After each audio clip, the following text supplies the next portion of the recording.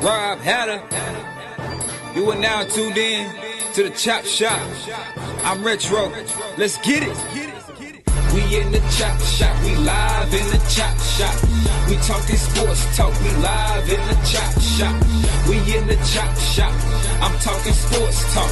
So turn your dials up. It's live in the Chop Shop. We in the Chop Shop. We live in the Chop Shop. We talking sports talk. We live in the Chop Shop. We in the Chop Shop. I'm talking sports talk. So turn your dials up. It's live in the Chop Shop. Yeah, it's lit in the Chop Shop. Turn your dials up in the drop top. They ain't based in debate, but they keep it fact straight. Going 30 for 30. Let's do it first take on Facebook Live from 12 to 2. Ryder and Jim Hicks going back and forth like Claude Ray and Skip Bayless and Stephen Smith. From on the court, off the court, straight to the field. Not a man that steals, but I made it steal. To the octagon where I fight to kill. We go face to face, then you write your will. I don't play tennis, but I bring the racket. I'm on the floor, I attack the basket, put you in the casket when I'm overlapping, never showing mercy, cause I'm always snapping, never showing mercy when I'm in the arena, step into the ring, he hit me as I beat him, step into the court, never backing down, killing competition, I'm smacking down, let me get back to the other stuff at the Chop Shop, cause they cutting up, it's Retro, coming to you live to the Chop Shop, now let's turn it up, yeah, we in the Chop Shop, man. Shout out to Jim Hicks. What up? You know what time it is? Time for the best 120. I'm telling you, today is going to be the best 120 minutes of your day. Is yours truly, unfortunately, affectionately known as the Hater. I'm Chris Walker. You can see him on the screen as the hat. Look like he got a brim for one of his spots today. It looks like a new one. Jim RCX, Cheat Sheet Hicks, and world's most famous, infamous agent, contract advisor, Mr. Robert, and all the chicks call him Bobby Hatter. What up, fellas? Hatter, what you got? man? Hatter, what's good, baby? Talk to me. What's up, everybody? Hey, y'all, let me tell you what I got today, Chris. What you got, baby? I got something for you today. The World Series started tonight, okay? Okay. The NBA season started tonight. If you can see my background, you already know. I got a little family ties with the Clippers, and so they in my background today. But Chris, blasphemous. But before I got on the show, Jimmy, I saw some on Twitter, and man, I think I gotta share it with you, Jimmy. I gotta share it with you. It said, white owners, white coaches, white season ticket holders, white media, black players. This is the reality of the sports economy. The labor force may be majority black, but the consumers of the product are not. Therefore, the game reflects the consumer, not the workforce. I just saw that this morning, and I had to share it with y'all because we gonna talk about some similar stuff about this today, but it's unique. What do you think about that, Jimmy? I mean, I don't know who was the tweeter, but what do you think about it? I mean, somebody trying to step on the ant bed, and that's for doggone store. I mean, but it's something that we know, and the thing is, is the abundance of millionaires that, just like in the NFL, Saints, likewise for the NBA, has been created by way of playing either of those sports. I mean, to me, that's a step forward. Now, it's like this. We look and we see things every other week. We see something that grabs you in the heart, a story about one of these millionaires, of how they can fumble or just cut a hole in their own pocket. And often it frustrates people because a lot of times, and I watched Michael Irvin yesterday try to defend Antonio Brown based on the fact of where he grew up at, where he came from, and in Miami, that is. And I mean, but it's do you guys feel sorry? I mean, really, that's the thing. And you guys, the viewers, do you really feel sorry for a lot of the guys in this? The pros. And then when they get in, you hear. Antonio, what do you mean feel sorry, Jimmy? What do you mean by feel sorry? Look at Antonio right now. We're thinking about him because he's the the cereal of the week. When you hear the stories about him, we mentioned the one yesterday about the text message, just can't leave the tweeting or the texting alone. Do you feel sorry about a guy like him about to squander approximately $30 million or 20 for guaranteed he's about to squander? No, I'm not trying. I'm not worried about that. I mean, I just hope every guy who's, I just hope he has taken care of the money he already has. So that's my, I can't worry about money that he didn't get and didn't earn. I just pray that he's taking care of the money because he made a whole lot of money. I think around $56 million, Jimmy. So, of course, we don't feel sorry. I just pray for his kids and his legacy and his kids' kids. That's generational wealth that I just hope he hadn't squandered. I can't sit up here and talk about, whether or not, whether a guy, I feel sorry for him.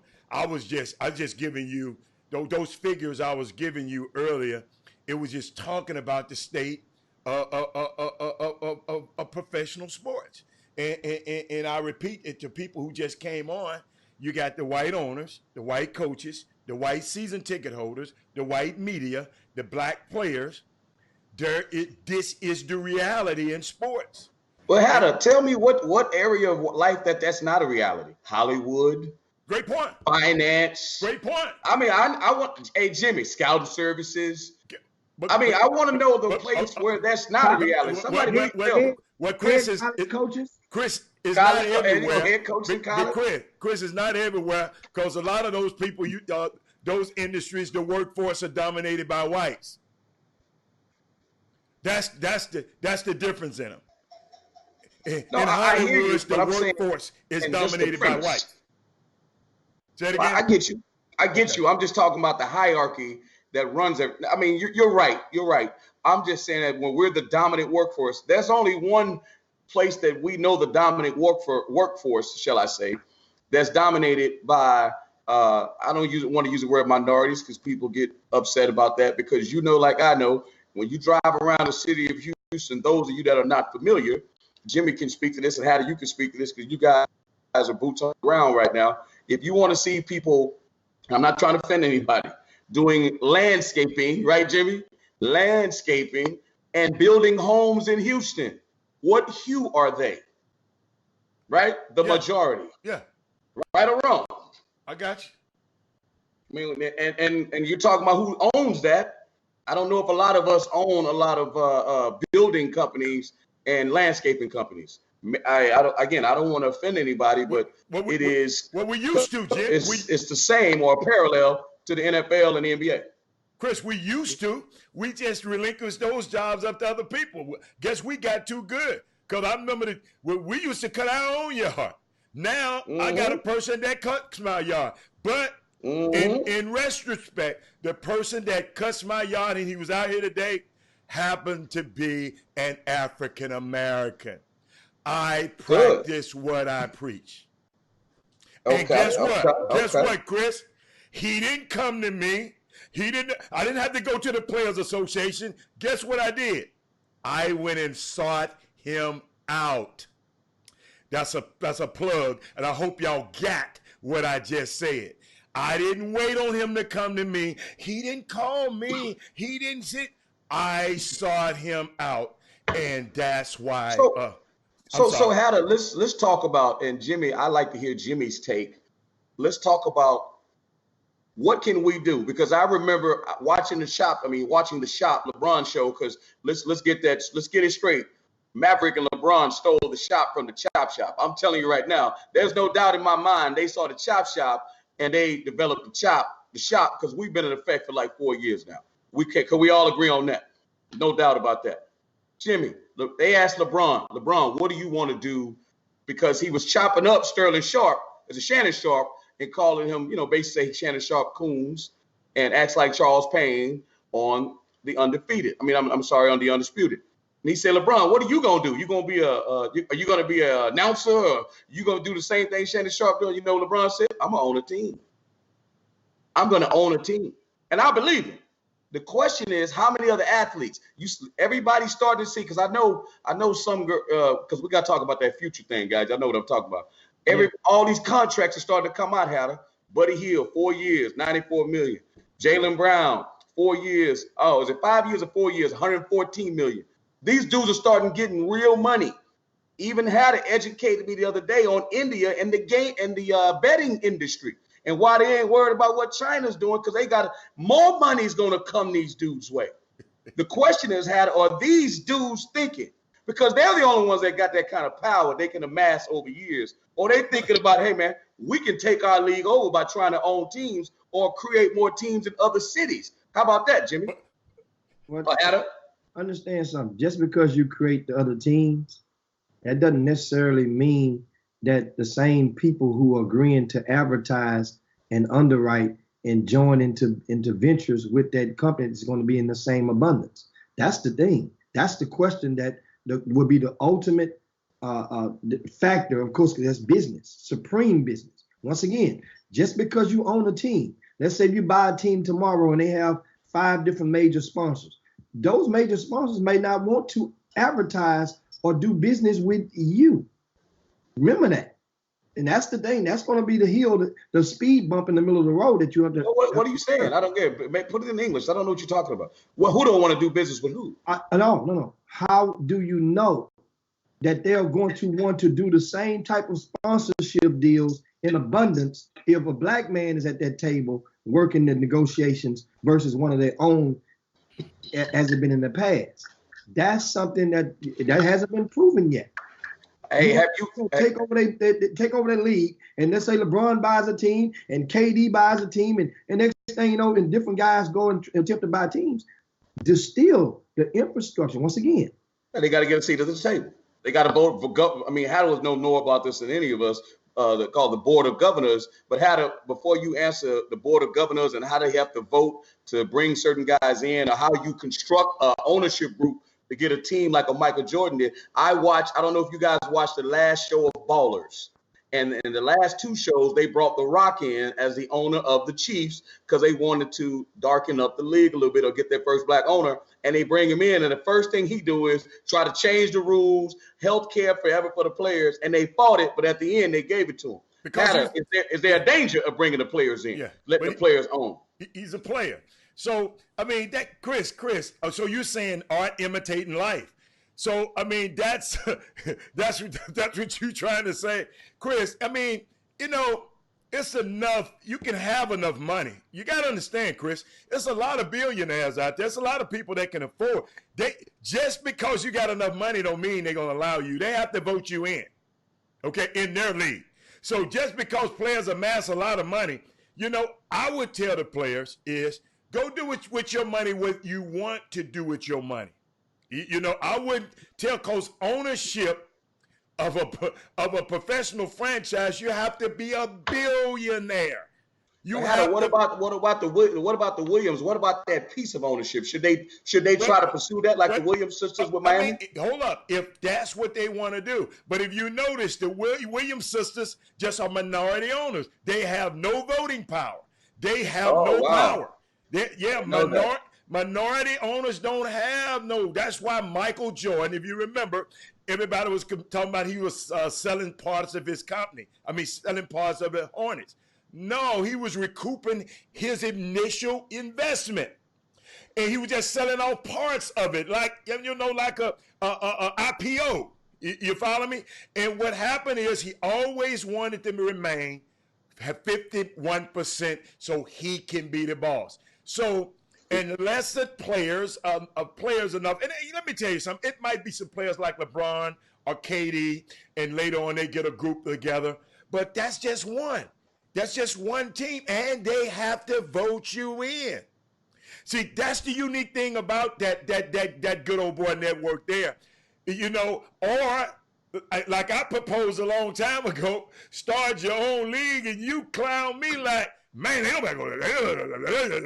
but Chris, so I guess you turn a new leaf. So nah, I didn't turn a new leaf. I still say you crazy. That's never gonna happen. So we can forget that. So once again, if you start your own league, that doesn't mean that those people who have deals with that league is going to support your league.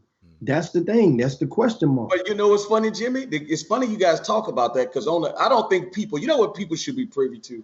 They really think we just show up, right, every day from 1 to 3 and do chop shop. They don't realize we talk all day long on a text thread. Right. And it's so fitting, that we got Raof coming on later. But we talked about Black Wall Street. Right. So you guys are talking about having your own league. Right. And when they saw that, I'll let you guys get into the details. I don't want to get into the weeds. Right. They were like, we're going to shut that down. So even if we tried to get our own league, guess what they may try to do? Crush it. Just like they did Black Wall Street. So I'll let y'all educate people on that. Chris, during the time of Black Wall Street, it was 1921. Chris, we were under Jim Crow laws, and we didn't have power then, Chris. It's a different era. You got conscious players, and we don't have laws against us owning stuff. And all it was, I mean, if you're from that area, and the little information I have, Greenwood, Archer, and Pine. I don't know if y'all know this group called the Gap Band. The Gap Band, they are from Tulsa, Oklahoma. This is the first time I ever remember, because I remember I studied them, and the Gap came from Greenwood, Archer, and Pine Streets in Tulsa, Oklahoma. That. See, that's all right. Good information. That's I like that. You're going to learn today. That. And Greenwood is that main street on Wall Street. And it was just a lot of thriving black industries. They even had 6 black people that owned airplanes. And I mean, they were just thriving. And guess what? They didn't need nobody for nothing. And supposedly, Chris, young black man who went to the Drexel building, they let him use the restroom, and they let him, get some water in that building. But he got on the elevator, and a young lady named Sarah Page, I think, she was an elevator operator, and it was a loud scream when he got on the elevator operator. And people can interject if you have more knowledge of just what I've read. And the young lady, they accused him of sexual assault. She never pressed charges against the guy, right? The young man. She never pressed charges against him. But the white mob, they wanted justice. So they go to the courthouse, Chris, and black people was going to protect him. So they had their guns coming to protect the young man at the courthouse. And one of the white guys said, "Hey, what you gonna do with that gun?" Dude said, "I'm gonna use it if I have to. I'm getting, hey, he black." And the dude came, they had a struggle, and the white gentleman got shot and he got killed. So guess what? All the white folks who were jealous, because they even said, and the historians say that it was some white people saying, "Hey, this black dude got a grand piano in his house. I don't have it." Now these people were thriving, and guess what? It wound up being a racial war, and the white and the blacks tried to protect their property, but it was just they were outnumbered, and they had a massacre there. They killed supposedly 300 black people, and we always talk about 9/11 is the biggest massacre on American soil.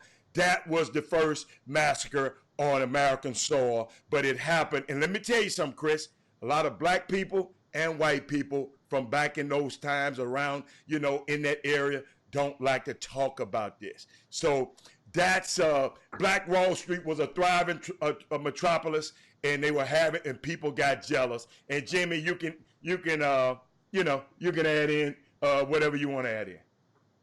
Well, I mean, that's pretty much it in a nutshell. I mean, back in those days, that was, coming, in the early 20s. And that was about a 3-day span. That was late May, early June, when then about 6,000 black people were held. And they don't like using the word concentration camp, but that's basically what the equivalent of it is. They held those people, and a lot of graves were not identified. A lot of people, they don't know what. So that's the thing that's funny. How can you misaccount for that many people? and you say, okay, 300 and something got killed, and it very well could have and had to be more than that because the numbers just don't add up. But then the point is the concept of a Black Wall Street and correlating that to today's society when there are several guys, trust me, the conversations are there, but there's something that's hindering, say, for example, a lot of the athletes from going. You just can't go and be an owner if you want to. They have hurdles and obstacles and rules and that are in place that you would have to go and be approved. So the way that this system is, it can happen, but they're not going to let you just take that league, especially considering the fact that the league is bearing such great and beautiful and tasty fruit nowadays. That's the thing about it. So what do? You find ways to go outside of it and create your own niche, as LeBron James is doing now, and he's trend setting in a different a spectrum by way of going and infiltrating into Hollywood. He's not the first basketball player or the professional ball player to go and engage in movies, but he's one of the few that, based on in our social media times, that is taking the initiative to be in control of your own content, meaning that he's not there playing a role, singing and dancing. He's here in his company and his team, they're producing, they're executively producing, meaning they're putting their own funding up. And guess what? Now we'll see what happens next. Who's going to be next up? And in LeBron's case, he is partnering with a lot of people, Jimmy. He's partnering with a lot of people. Just like Tyler Perry. I find out he partnered for years with Lionsgate until he got his foothold in there, and now he owns his own studio. So, Hollywood just ain't gonna let you come in and take over. You're gonna have to partner with somebody until you get your foothold. LeBron is an infant in that industry. Almost an embryo in that industry. But guess what? He's trying, and we have to support his projects. And that's what I love about Tyler Perry so much. He said, hey, I am going to cater to, I got a niche right here. I'm going to cater to my people, and I cater to my people. And guess what? I built a 12-stage studio on 320-some acres in Atlanta, Georgia, that was the hood, and now is Hollywood on the East Coast. So, I'll say this, Hatter. I know that we need guys just like we need. The story on Netflix. I don't know if any of you guys have seen it, When They See Us, about the murder of the young lady, and the rape of the young lady in Central Park, and how all those guys went to jail. Yes. For a long time, and the DA at the time, she was writing books, and the people that were all involved, now they've taken all her stuff away. Paula Dean, her using the N-word back in the day. At the end of the day, man, we need black people to make movies about stuff like this. Of course. Because for sure they're not going to make the movie. So we need some black people to have some power in Hollywood, who have the autonomy, who don't need the money of other people, and they can create. We needed Bob Johnson to create BET. Yes. We needed Don Cornelius to create Soul Train. Yes. Those are icons. Yes. But guess what? We're the only ones that were going to create that. A lot of people don't know that Dick Clark tried to create a show to get rid of Soul Train. Sure did.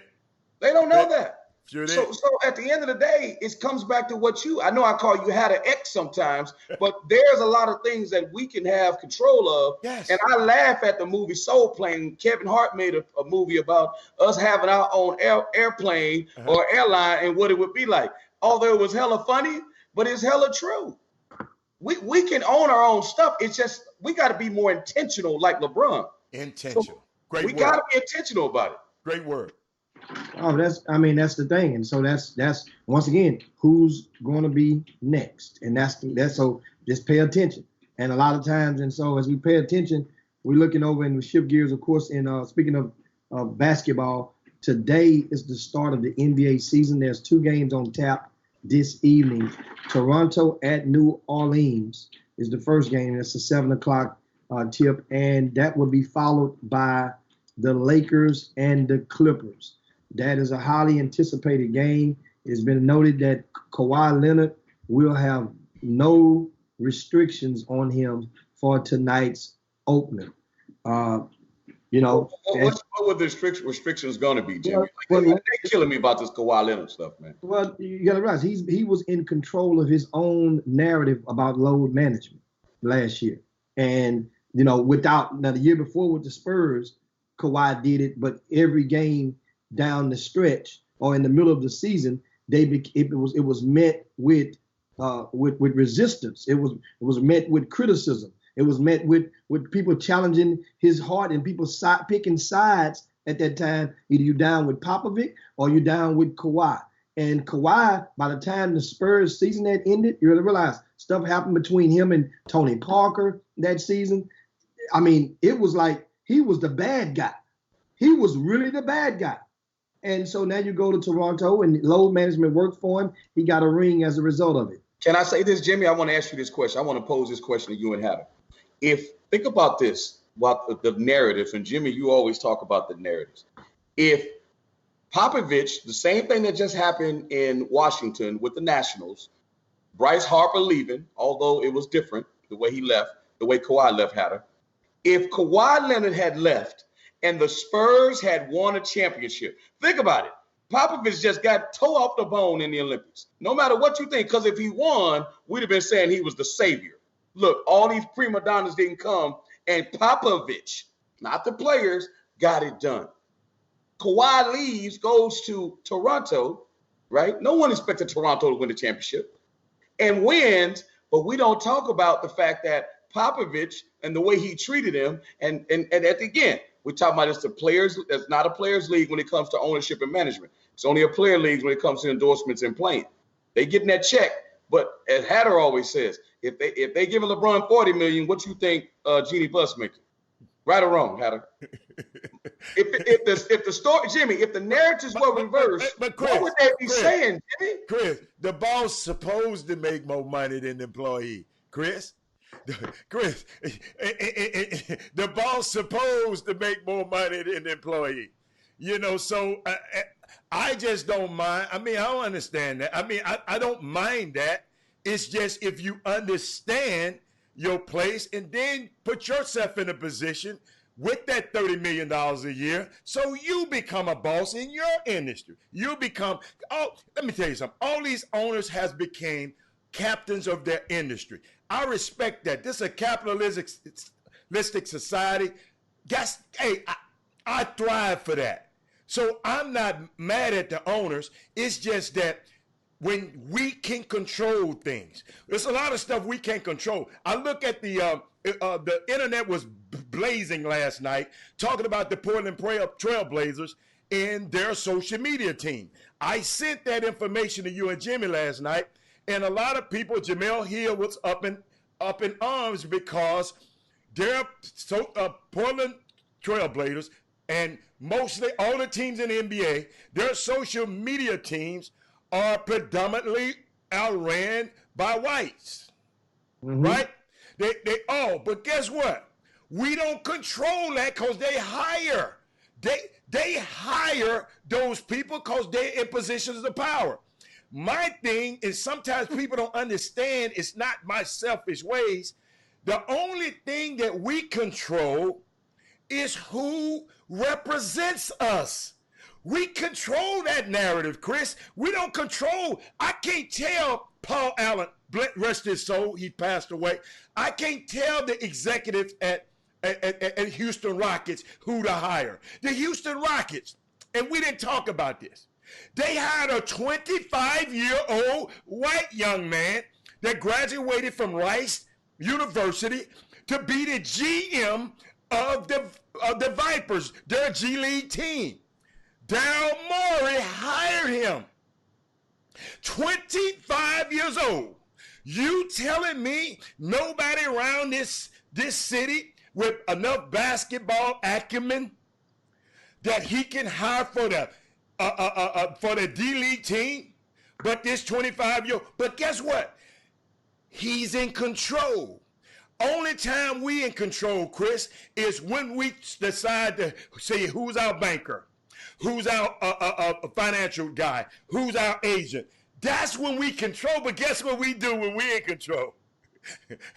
Chris, guess what we do? Know. Guess what we do when we in control?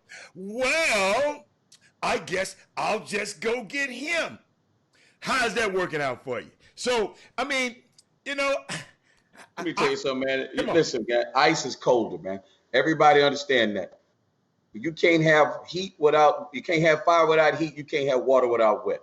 The bottom line is the ice is colder. If I had made the same decision, they would be destroying me. We got to understand how the world works, Jimmy. And it's not about being fair. You know, fair is a place where they judge pigs, as they say. Like, this is not fair. Like what we got to trap, it's just not going to be, I should say it's not going to be equal. I just want equitable. I want a fair shot. And that's what I get mad about. I don't, hey, listen. Chris, Chris, we're not talking about equitable. Alan Branch, I love these words, Alan Branch. Why don't you just skipped over controlling the controllers? You talk about fair, equitable. Let's control. How about this though? Let's control the stuff we can control. I agree, but to the point. Are you, when you say you're in control, what are you in control of? Daryl Morey still has a boss. He still has a boss. So if he makes that hire, I guarantee you, Timothy Fertitta's going like, yo, why'd you do that? And this is why. What I'm saying is, we in those same positions, Hatter, we don't feel like we can do that. We feel like, well, you know what? I can't do that because if I do that, they're going to look at me this way. Daryl Morey don't care what you think because we've been conditioned to think that's okay.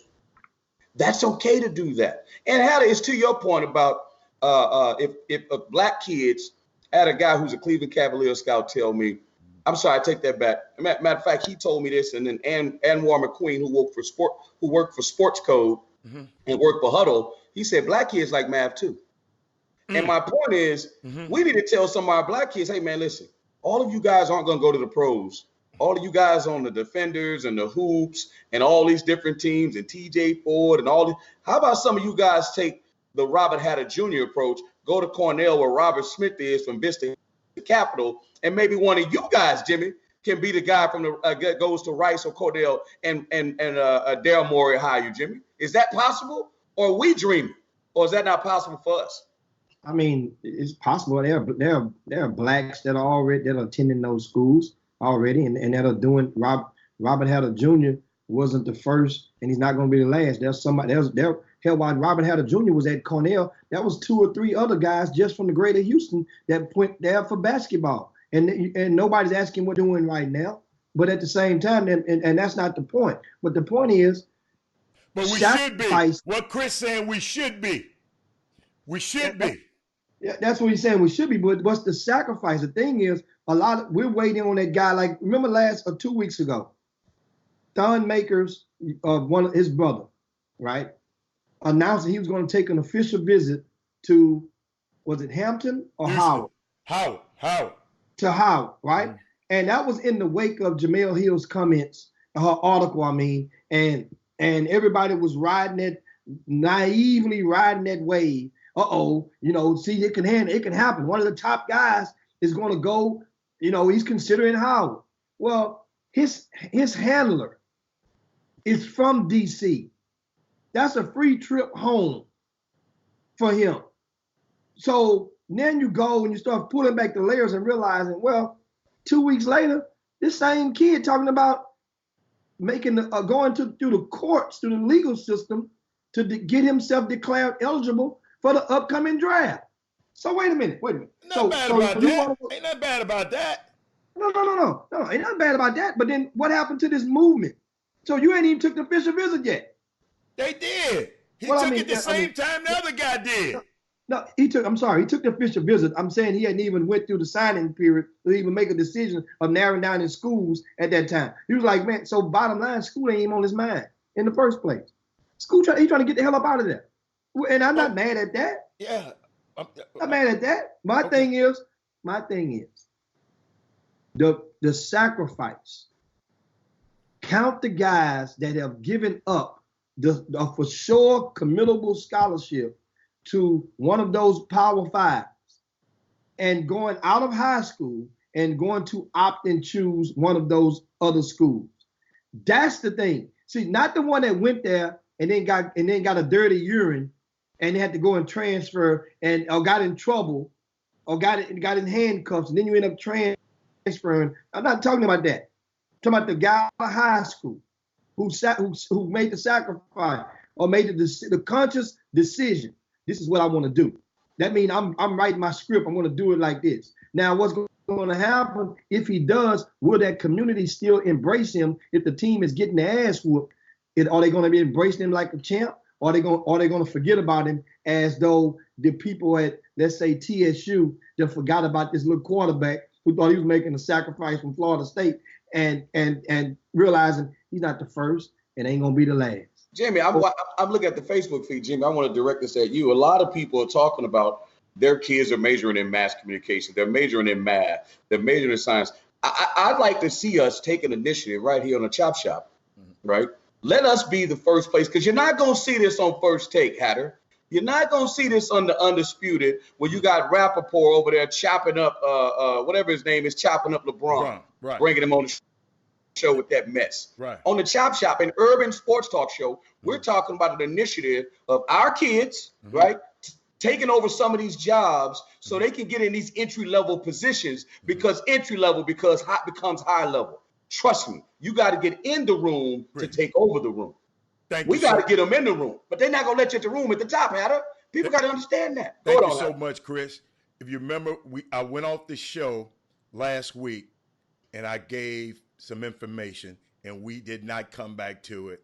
And I've been trying to find it. And I gave a quote and it said, the fact that we are people who would pay a black man to rap or play a sport, but won't as readily pay a black man to do science, math, or business, basically shows that the world has no respect for black people. Even worse is the black people celebrate that S-H-I-T. It's a quote somebody wrote, and we talked about it. You know, in other words, we could go to UCLA. Let's go to their departments. Let's go to that. And I know we got some professors there, but you just said we can do math, we can do science, we can do. And how about people, us?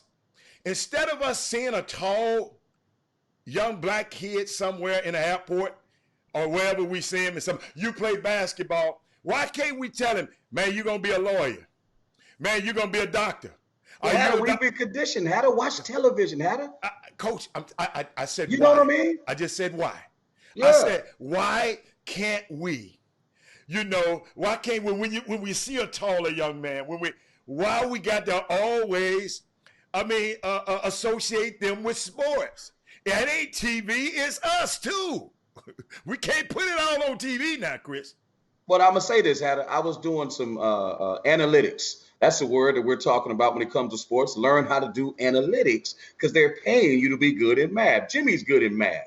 They pay people to do that these days. Math isn't just counting your pocketbooks. You can make other money doing numbers. But Jimmy, there's a analytical. You guys, we know when we used to be at the other radio station. They gave me some radio analytics and TV analytics. And you know what they said? Black people are the most visual people in the United States. That blew me away. I said, whoa, what do you mean? So guess if I got this information, guess who else has this information? McDonald's. Because guess what they're going to do? Put that stuff in front of us. Guess who else has that information? Nike. Guess who else has that information? Philip Morris. They know if they give it to us in a book, we're not going to read it. But if they put it on TV, we're going to watch it and we're going to follow the trends. You understand what I'm saying, Hatter? I'm listening. That's good. Those are analytics. Yeah. So my point is, what LeBron and everybody's saying is, okay, I can imitate. There's imitate and there's innovate. So before I try to innovate, I'm going to imitate. So the way they're reaching us is through the television, visual. So if we control the visual in our message, maybe we can get to us a little bit quicker, Hatter. That's all I'm saying. There you go. I got you. I got you. That's a bingo. I mean, so you have to be able to control it and control it fluidly, not on the sunny days. And that's the thing. When it's a rainy day, you don't want to, you want to go and hide. You have to be able to see this thing through from Sunday to Saturday at midnight, and repeat, rinse, wash, and repeat. And that's the thing about in our society.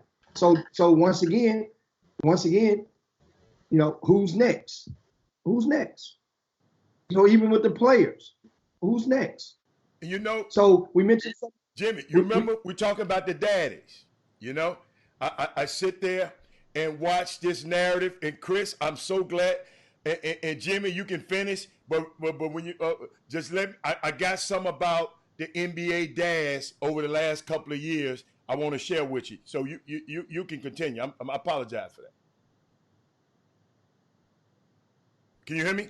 Go on, Adam. You want me to go on? I saw a unique. I don't know if you saw it. The Undefeated with Mark Spears. Mark Spears happened to be a guy that Chris got on our show before, and Mark Spears they did a thing about the NBA dads. NBA moms get all the love, and they're from their sons, and rightly so. Every time a kid pop on the screen, hi mom, hi mom, hi mom. But Chris Walker, Jimmy Hicks, that all changed in the last two drafts.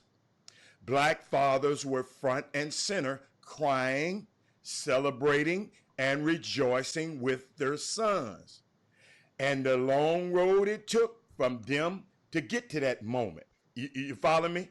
The Undefeated sat down with T. Morant, Jay Morant's father, John Morant's father, Winston Garland, the father of Darius Garland, which is so unique. Darius Garland, Winston Garland played here in Houston a couple of years, a year or two. Charles Paul, who is the father of Chris Paul, and Wendell, the father of the Bulls big man, Wendell Carter. And they talked about black fatherhood and the joys of challenges of raising NBA sons. And the reason I want to bring this up, we got some people on that watch this show are NBA moms and dads, or future NBA moms and dads. In the past draft, in these past two drafts, African-American players walked out with their fathers. And it has always been the perception that black fathers don't exist. Chris Paul's dad, his name Charles Paul, he leads a group called Fathers and Men of Professional Basketball Players. And he said the perception is that fathers are not there. They just show up when the kids get good, And he said, and he sounded a little salty, but he might not have been. But he said, we got more than Alonzo Ball and Dale Curry, the two most recognizable dads on the air. And Winston Garland brought up some, Jimmy, and Chris just said something about TV. Billy Packer used to be the CBS broadcaster. He used to always talk about with the parents in the stand, the mama in the stands, and the absence of black dads, and how the mom has to raise these kids. But Chris Paul's dad, Charles Paul, I keep calling him Chris. Charles Paul said he would be in an interview, right? I mean, him and his wife would be sitting right next to each other, Jimmy, and they would come and interview his wife and not say nothing to him. It happened to Mr. Carter. They'll come interview the wife and don't say nothing to him. What's going on? And these white reporters just come up and hold up. John Morant talked about, I got to tell you this one, Jimmy. The agents you used to call, right? They call and tell him, when is a good time that I can call and talk to your wife? Let me rewind that.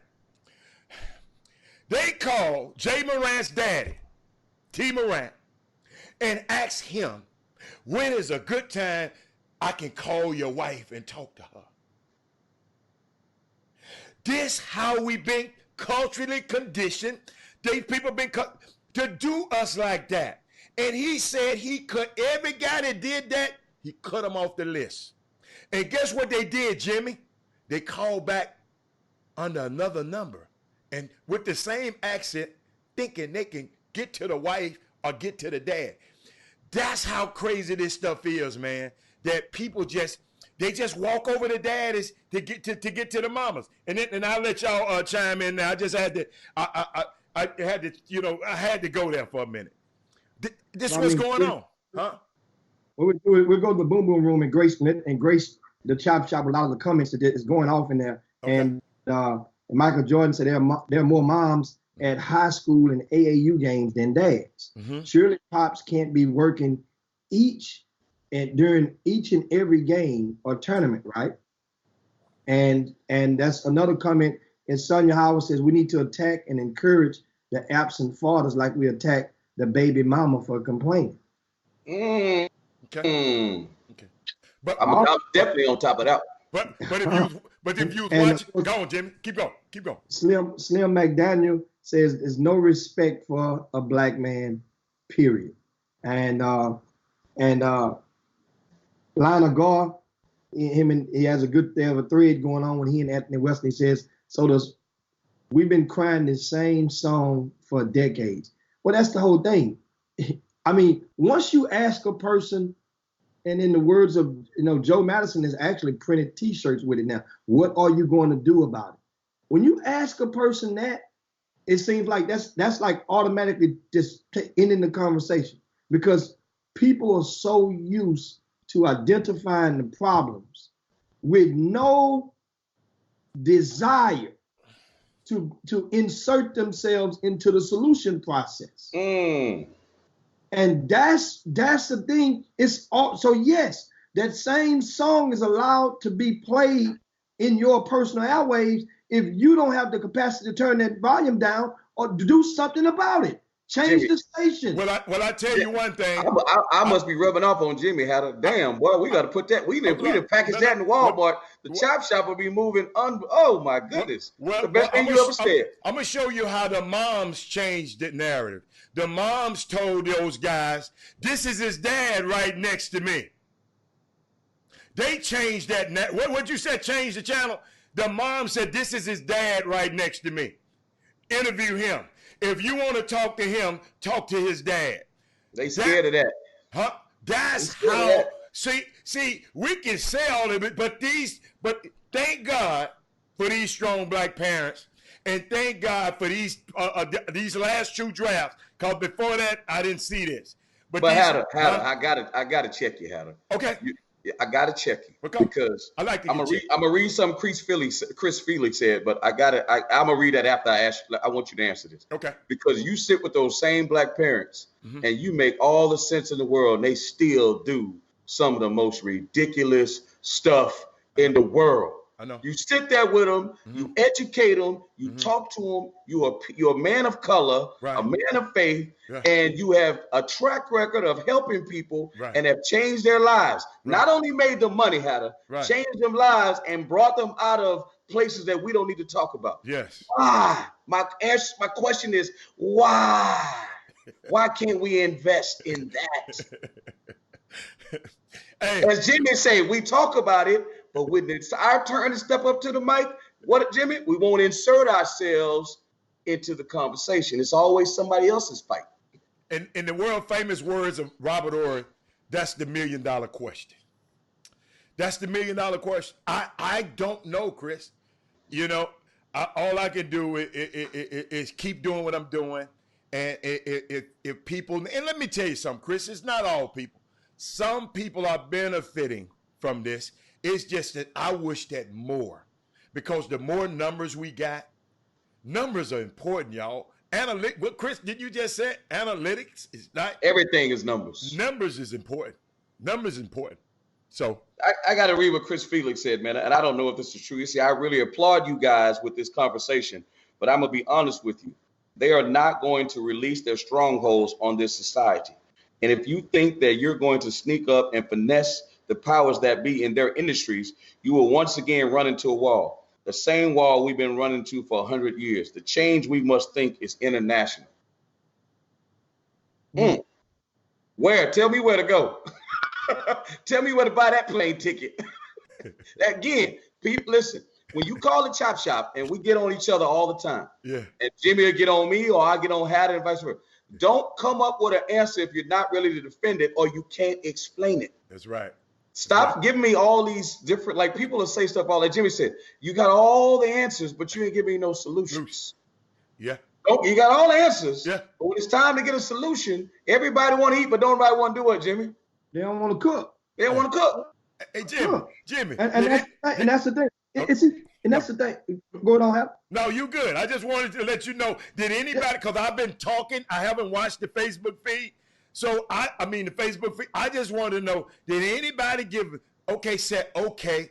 Well, we got fathers out there now that's doing this. We gonna follow that example there. No, we know it's a problem. But Wendell Carter and Darius Garland's dad, Winston Garland, Chris Paul's dad, Charles Paul, T. Morant, those guys stepped up and did something about it. They not just running their mouth about it. Don't worry about guys that mamas, it's a lot of mamas in there by themselves. Well, then, hold up. Guess what? Well, still be fathers to those kids without trying to mess with the mamas all the time. Hatter, that's them cookie monsters. We got it. They've been touched. Don't but let God, me get Hatter, how about this, Jimmy and Hatter? If we had somebody, I don't know if somebody boom room and somebody want to take, because Five always got the numbers. He always trying to disprove us on something. I would love for somebody. The NFL probably is 70% African American. Would you agree or disagree, Yes. Hatter? I'd like somebody to add up every salary of all the black players in their contracts. The NBA is probably 70, 80% as well. Yeah. Add up all the contracts. Yeah. That's our buying power. Yeah. They don't even realize. Hey, hold up. Chris, let me help you, Chris. Go ahead on. They might have those contracts. That don't mean they got that money. Okay, I understand. Well, listen. You got to factor in. It's not how much you make; it's how much you can retain. Excuse me, how much you can retain and how much you keep. And a lot of people are not. I got you. Okay. No, I get you on that. Okay. I'm not disagreeing, because those owners are losing money too. They may be billionaires, but they be losing and gaining just like we lose and gain. Just like they spend, we spend. Same thing. All I'm saying is what we are capable of. Okay. You dig where I'm coming from? Okay. The same way I tell some of these kids, they go to Cal Berkeley, Jimmy. They go to all these different schools that are supposed to be Harvard, right? And we are capable of getting the same education that's been denied to us. You know what's funny to me? A kid can go to TSU and be magna cum laude, Jimmy, and will go to a school like Wright State and get a degree, a regular degree. Right. So if you're a kid from the city of Houston playing basketball, I don't care about Wright State. I ain't worried about that. Right. Would you rather be magna cum laude of TSU, living in Houston, Jimmy, or go hoop at Wright State and just get a regular degree? People don't think like that. Okay. You know how many alumni in TSU? I mean, in the city of Houston that are TSU alums that will take care of you, and you take your butt up to Wright State because you want to play. Well, I want to play Division I. Had the last time I checked, right? TSU Division I too. Yeah. If you're gonna leave, Jimmy, make it count. That's all I'm saying. Yeah, that's go great. to Cornell. Go to Berkeley. Make it count. Don't go to Montana State. That's crazy to me. Yeah, I mean, but at the same time, kids, the influence. So where does the influence come from? So now we used to be talking to the kids. Now it's time we're talking to the adults. So, and which is rightfully so. So that means the adults who have the power of influence. Okay, those seeds have to be planted. That's a generational frame of cultivations that has to be implemented for a kid to really think in that capacity. What do we think? Put it like this. And I'm going back from a comment from one of the, I don't remember who said on the timeline. I'm loving the boom room. You guys keep this stuff going. Matter of fact, share the show right now. Share the show right now. Please, guys. I'm finished sharing. Back when we were little kids, on a weekend when some of the relatives came over and they put a 45 on the record player, scrape the needle before you put it on. You hear the crispy noise coming, and a song came on. It might have been the Jackson 5 or something, or the Silvers or whatever it was back in those days. You know what it was one kid that that some of the family members would motion to get up, whatever they were doing. They wanted to be a kid. They might have been playing with whatever the toy they were playing with. Get up, come here. And the song is on. What do they want their kid to do? Dance. Dance. Show them your move. Show them what you got. And that kid get there and the kid do a little dance and break it. And then so now everybody goes bonkers on that. But what I'm gonna do is this is really, really, really important. Really important. And this topic, we're gonna bookmark it and we'll continue that. I mean, we'll continue that part later on because we have guests coming to join us. Mm-hmm. And I let Hal and Chris, you guys can take it for a second. I'm about to go and let him in, and we're gonna we're gonna change the topic, but not the subject. How about that? Okay. We're gonna keep this thing grooving on Chop Shop. You guys hang right there. I'll be right back with what you got. You know what? It's a unique thing, Chris, and I think I thought we were not finished, but I thought we were with the LeBron James thing, right? LeBron James and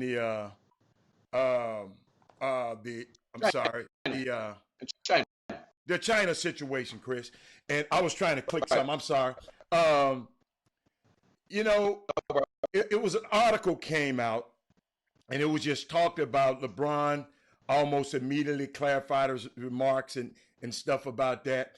But Abdoul Raof, he came and had some, and I really, he had some great remarks in talking about how other people, the Foxes and everybody came on, even some of us came in and tried to change the narrative about what LeBron was saying. Like, in other words, LeBron, you're over here speaking up for these black folks.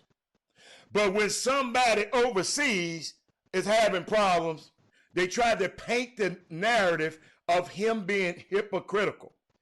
And this was not an act, to me, I don't think it was an act of a soulless profiteer, as LeBron has been so quickly cast, like he was profiting. But I think he was a leader. I guess Jimmy is back now. Let me see, can I get him back in? Let me switch the roles around again, Jimmy. You there? Everything's good? Peace. I got company with me right now. I'm riding in the two-seater right now. And guess what? I got the living legend, right? Mm-hmm. Straight out of Mississippi, and thanks to our homeboy Kevin Freidman, who helped us once again facilitate this. We have Mahmoud Abdoul Raof live with us, the former LSU star, former NBA star, and also and most recently one of the stars of the Big Three League, has joined us live on the Chop Shop. And guess what? The topic that we've been hitting on today about social issues within our communities, he's no stranger to that.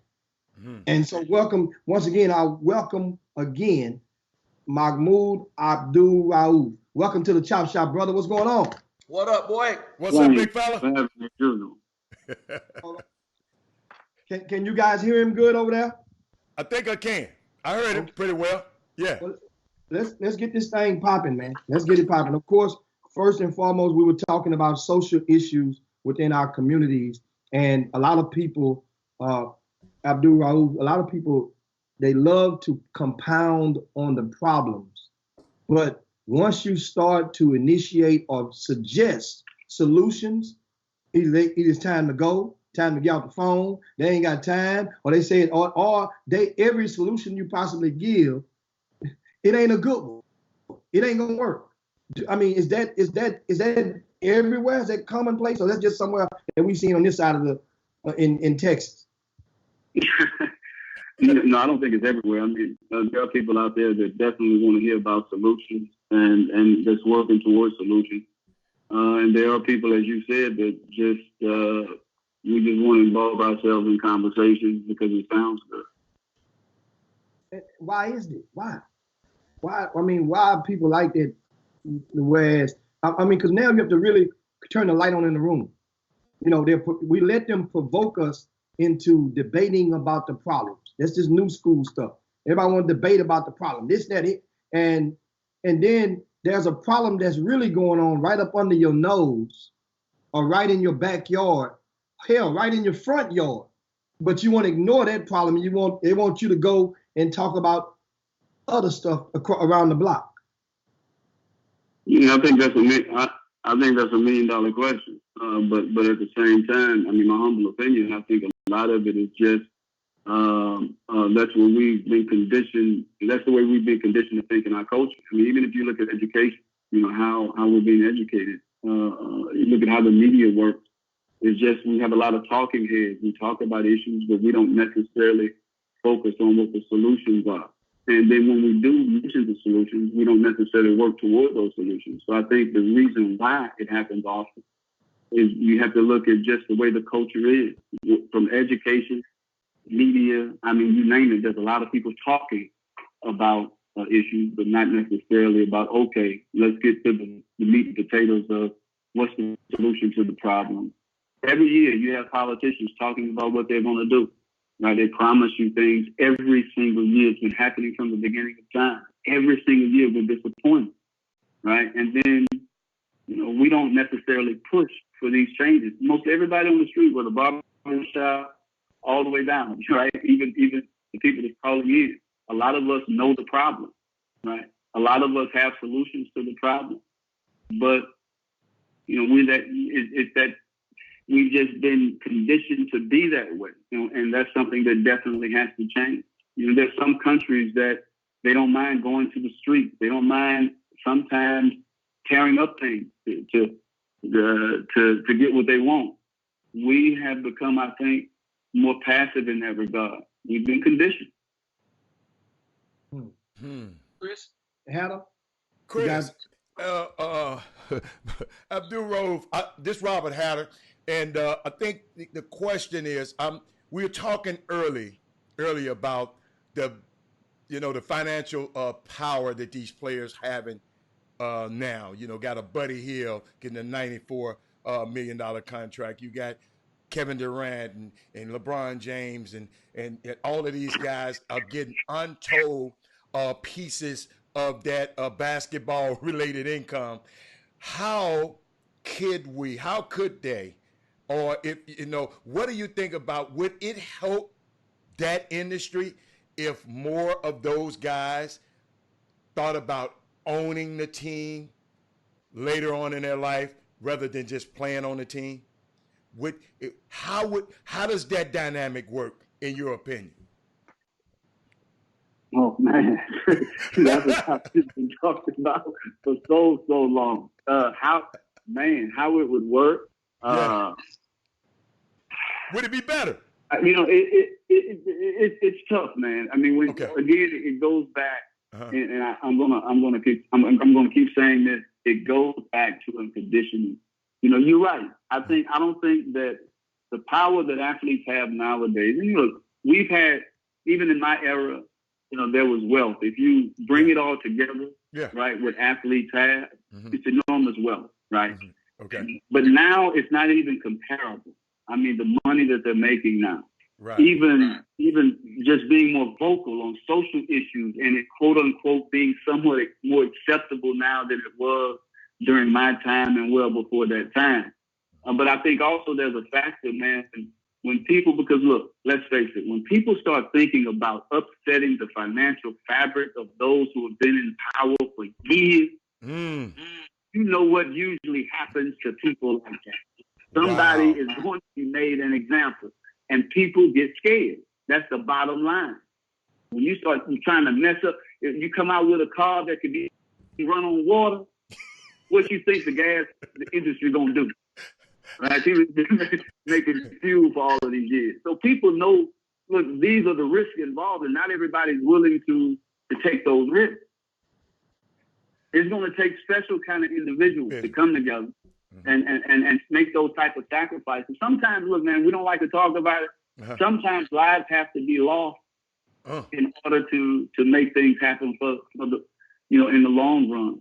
Wow. You know, where the majority of the people benefit. And that's just the reality of it. And I think that's a part of it. Wow. So, Chris? Raof, Chris Walker here, man. What do you think about? I know we're gonna comment about the LeBron deal, but I know Hatter and I would go at it about the Jay-Z thing and how the NFL brought Jay-Z in and how the players, they were at odds. The player, not the player union. What is it, Hatter? Who was the group that was at odds? The Players Over Coalition. Players Coalition were at odds Uh-huh. about how to handle it. Mm-hmm. But Jay-Z was also a guy who was an outspoken critic of the NFL, and then the NFL brought him in. Do you feel like A, was Jay-Z a sellout, and B, do they do that in times to pit us against each other, right? To keep us quiet when we do have a point? Who was that question directed toward? To you. Everything coming at you, boss. Everything coming at you. So what do you think? Basically, what do you think about the Jay-Z thing? And is that a way for the players, for the NFL to basically put the players against each other when they're all talking about social injustice? So let's bring Jay-Z in.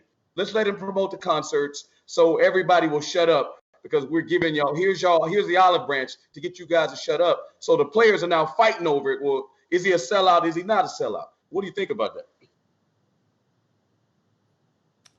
That is to me, correct? Yeah. Oh, okay. Man, you know what? I read somewhat on the topic, and I was told that I think prior to Jay-Z taking that position, he had told, I think, Jermaine Dupri, because Jermaine Dupri was, I guess, brought the same deal to him, and he told Jermaine Dupri, I don't know how true it is, not to take it. And then he ended up doing the same thing that he encouraged Jermaine Dupri not to do. And then I read something about his ownership. He's being projected, when you see him on the sidelines, as this huge owner of the Brooklyn Nets, but he had minimal ownership. Mm-hmm. And they brought him in prior to gentrifying the area, hoping that it would make, basically, if you bring this huge face in, Jay-Z, you show that he's an African-American owner, mm-hmm. right? Well, it may kind of, quiet the situation down. So I with what you said earlier in terms of, I can't remember the exact quote you said, but do you think by bringing him in, it kind of put players against each other or something like that? Or is it a sellout move? Yeah. It sounds like one to me. That's just my humble opinion. And I think it's trying to give street credibility, right? Okay. To the problem that exists. There's some athletes, man, who, you look at Eric Reed, who I think has been very articulate, right, with how he addresses issues. And there's some other NFL players that have been very articulate with how they dealt with the issues, whether it's, racial inequality, police brutality. Mm-hmm. I think a lot of them have a great understanding of what's going on. They've been in the system for a long time. They know kind of how it works. They understand social and political issues. So with that in mind, why bring in a Jay-Z? Okay, that's a good one. But I got something else for you, Abdoul, Raof. I got something for you. In the article in The Guardian, you had a unique little paragraph in there. I want to read it to the people, and I want you to talk about what you meant about it, okay? I'm going to read it. You said African Americans who are well informed in particular are not aware of the hypocrisy of presidents, politicians, and commentators now wanting athletes to speak for causes that ultimately promotes U.S. exceptionalism and imperialism domestically and abroad. Then you said, while at the same time blatantly ignoring to the point of a deathly silence the plight of African Americans and people of color in this country. Wow. Yeah, break that down. Break that down, baby. That was heavy. Well, I was contacted by Etan Thomas. He had said to me that he was doing an article with the Guardian, and he had a quote from Dr. Harry Edwards. Okay. And he wanted to see if I wanted to say something about the situation. And so I asked him to send me a quote, and I don't have it in front of me, but Dr. Harry Edwards. I got it for you. Had stated. Do you want me to read it for you? He said he has the quote. He has it in front of him. Hatter has the quote that we were talking about from Dr. Harry Edwards. We're considering that's the quote, and Hatter, you can read it off to him if you want to. That way he can refresh. Okay. Okay, it's similar to yours. Okay. Dr. Harry Edwards, who's a Berkeley professor, he said, as a people, we African Americans have never been perceived or respected as credible witness in speaking even to our own interests or experience. He said, and when it comes to issues and developments of offshore, that is foreign developments, we are perceived particularly by adversarial voices and interests to have absolutely no legitimate basis to speak out at all unless we are parroting authoritative definitions of a situation. Unless we talking, if we not talking what they telling us to say, we shouldn't say anything. I think that's what Harry Edwards was quoting. Yeah, of course, and I was just in my own words, agreeing with a lot of what he was saying. Gotcha. That there is that history that when it's something that pertaining to their interests, they're quick to want to call on athletes to speak out against those causes. The NBA, the NFL, they do it all the time. They have the NBA case, right? Yes. And the NFL has its programs. They're quick to bring you in on their project. But when you have issues yourself, right? When there's no question that black folks, man, look, black folks are being not just shot on the streets, they're being shot in their house. Yes, right? sir. You look at the incarceration rate, you name it, but issues that are dear to us, right? Then these are issues that they're not willing to speak on. Even the condemnation that comes from Trump, right? And all of these people. And when it's a situation dealing with Hong Kong and China, right? The problem I have is that you want athletes to say some words. But now, since the general manager said what he said, he's in hiding now. Now LeBron is a scapegoat. You asking James Harden and you asking Westbrook about it. Why don't you put the owners? They're the ones who have the business contract with China. So why don't you ask them and put them on Front Street about about that relationship? Why don't you call the general managers and the president to say something? Why now do you want to put the LeBrons and all of these people on Front Street, right, to speak on behalf, and then you want to push this general manager of yours to protect him? You want to push him in the background now, right? And now you want to make LeBron the face of the problem. So it's wow. It's one of those. So this is what and more. This is what was on my mind when I wrote it and sent it to him, because they have a history of it, and we should continue to fall for it. But at the same time, I think Dr. Harry Edwards mentioned something that I kind of disagreed with. When he said that he encouraged, and I respect Dr. Harry Edwards immensely. Yeah. When he said, well, we should not say anything until there's a well thought out and articulated, organized strategy with the, in terms of that's defined by the NBA or the league. Well, the NBA is big business, right? And you can best believe that they're going to do things that's according to their interests that may not be in accordance to your interests. So my position was, if you have something to say, right, and if it's pricking your conscience enough, understand, because I said some more things that, of course, he couldn't put all the quote in there, that understand the risk involved when doing so, but speak we must. If you feel compelled to say something about an injustice, a human rights issue, whether globally or domestic. And I agree with what Muhammad Ali said years ago that in essence that, before speaking out against what's happening in other countries, first, let me speak about the human rights abuses and the injustices that's happening in this country. And this is kind of like, okay, as long as I'm speaking about somebody else, as an athlete, what you say is acceptable. But now once I begin to say something about what's wrong in this country, stick to basketball. I got to ask, hey, Abdul, I got to ask you, man. Do you feel, I got two questions. I know Jimmy's going to jump in. Do you feel that you are the first Kaepernick? They talk about Kaepernick because I remember the abuse you took. I know this is old news, but it's not old news to us and people, and we got new listeners, and we need to keep refreshing history because I think what you did is as American history. It's Black history. I get mad when people say Black history. No. It's American history. Those pages are just stuck together. Do you think that you are the first Kaepernick in the way you were treated? And let me ask you a question. I'm not saying I agree or disagree with this. Why do we play the national anthem before every domestic event? I understand in the Olympics, it's, pride and country.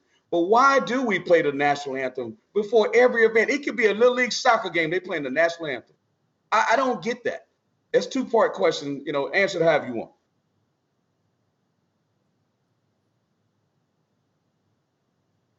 We lose him? Yeah, Jimmy done lost it, man. Oh, man, we lost him. Boy, the more I teach Jimmy, the dumber I get. But great topic, Chris. Great question. I think we got Jimmy off. Let me get him off.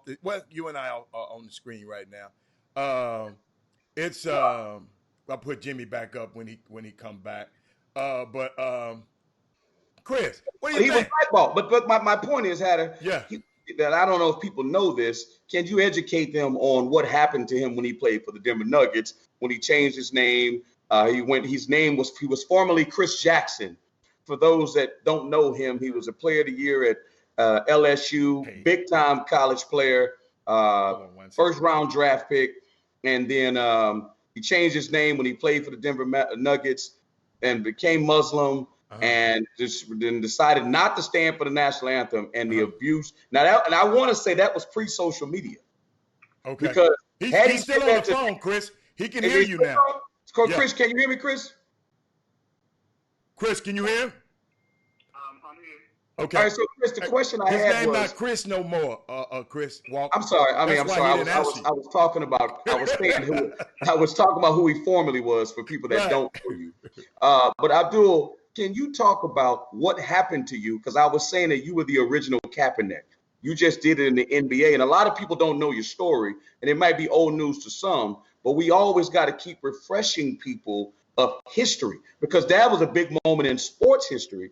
And it's also being replicated now. The other question is, after you tell them that, do you believe that we should play the national anthem before every damn event? We play it before a soccer match. We'll play it before a hot dog eating contest.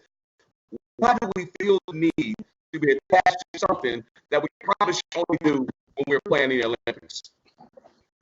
Well, the first question, in '96, they caught wind that I wasn't standing for them or saluting the flag. They ended up coming to me because I've been not doing it for maybe 4 months. Ended the prior season. The season before that. And I think 2 months into the next season, they called one. The assistant general manager came to me and he asked me, did I want to speak on it? There was some local journalist or whatever. And I spoke my conscience. The next game we were playing, what is it? The Orlando Magic with Phil O'Neal when he was still on the team. And after the shoot around, there was like a flood of reporters. And I didn't know what it was about. Because these are issues that we talk about all the time, man. On the street, we talk about it on the bus, on the plane. And so I'm just speaking my conscience. And before I knew it, I had a microphone shoved in my face and cameras, and they asked me the same question. And I didn't hesitate to give the same answer that I give, in private. And once I gave that answer, that I think that America and the flag is a symbol of liberty. And I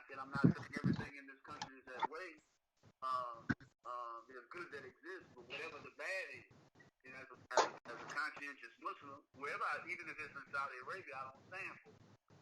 And so they took, obviously, tyranny and oppression, highlighted that, and made that the focal point. And before you know it, I was fined and suspended. And it went from there. Do I think that the national anthem should be something that's played? You know, there's this talk that sports and politics doesn't mix.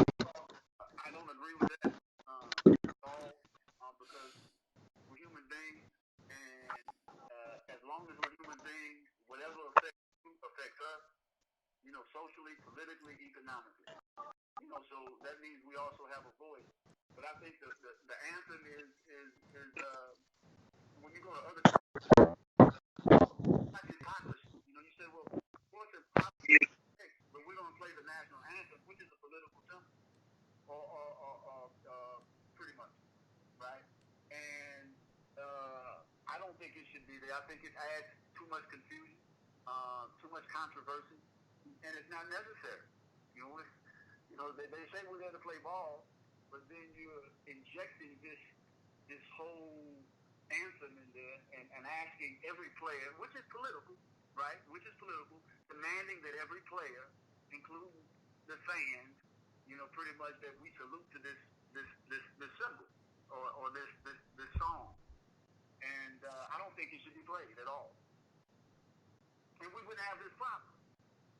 This problem, at least. We still have social and economic and political problems, but we wouldn't have that problem.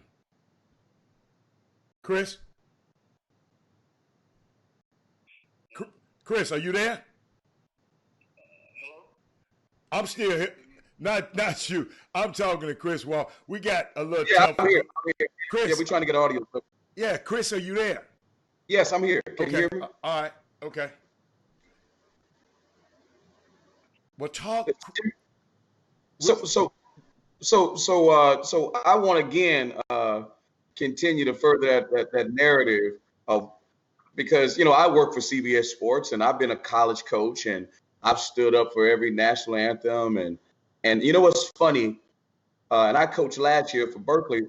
I would look in the stands, or when I do TV, I would watch the people that would sit, and unfortunately, again, I don't want to say unfortunately or but I would say to myself, wow, they're taking a risk by not standing for the national anthem. And it's something they don't believe in. And then all of a sudden, Abdoul, I will go to what race they are, right? And then what will happen is you'll see a patriot. Because what they'll say is everybody who fought for this country, let's give them a round of applause. They do it on Southwest all the time if a guy comes in. Or they'll do it at the games.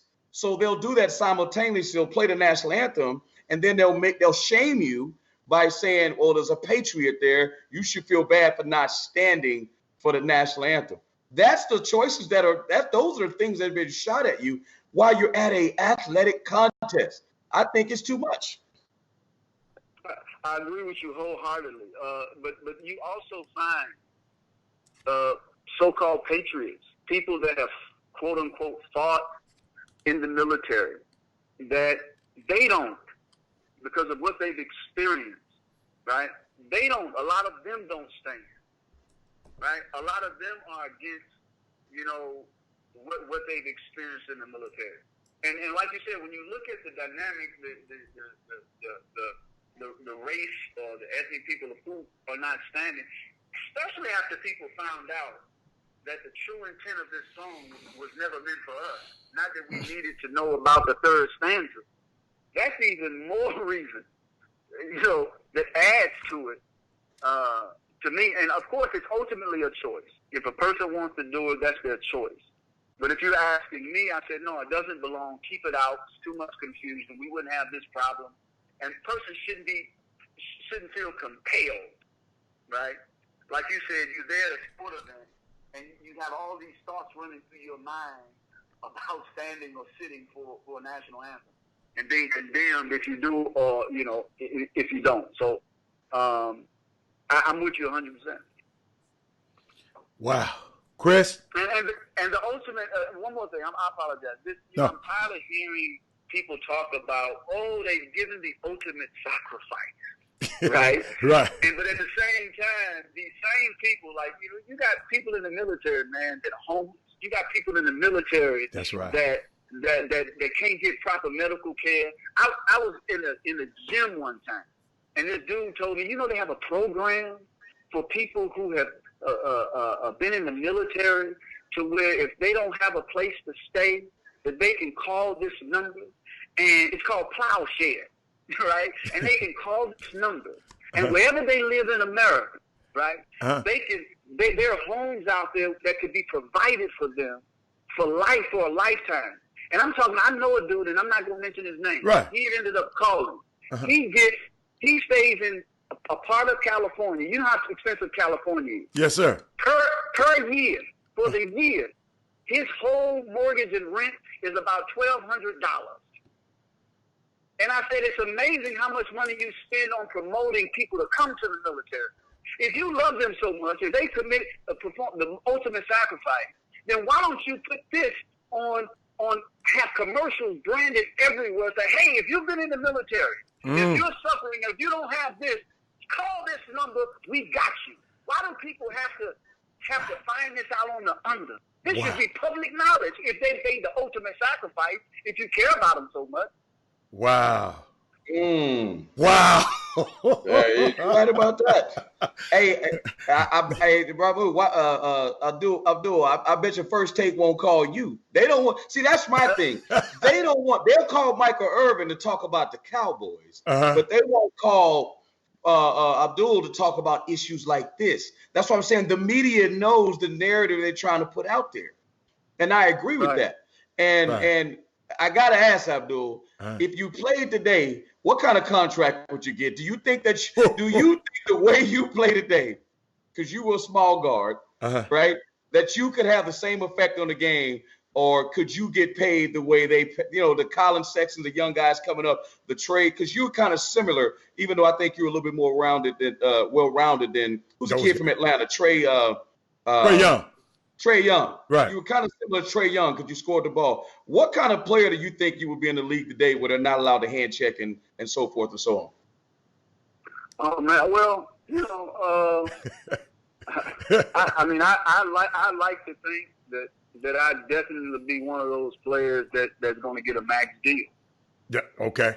Yeah, because it's wide open. It's like shooting practice now. It's up tempo. They're stretching the floor, so it's not as easy to double team. You know what I mean? And so it's it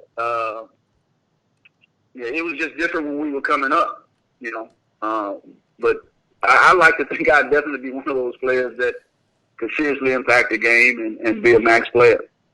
Yeah, I got to ask you again. I know you got to ask. Players are holding the ball. Best player ever to play at LSU with the ball.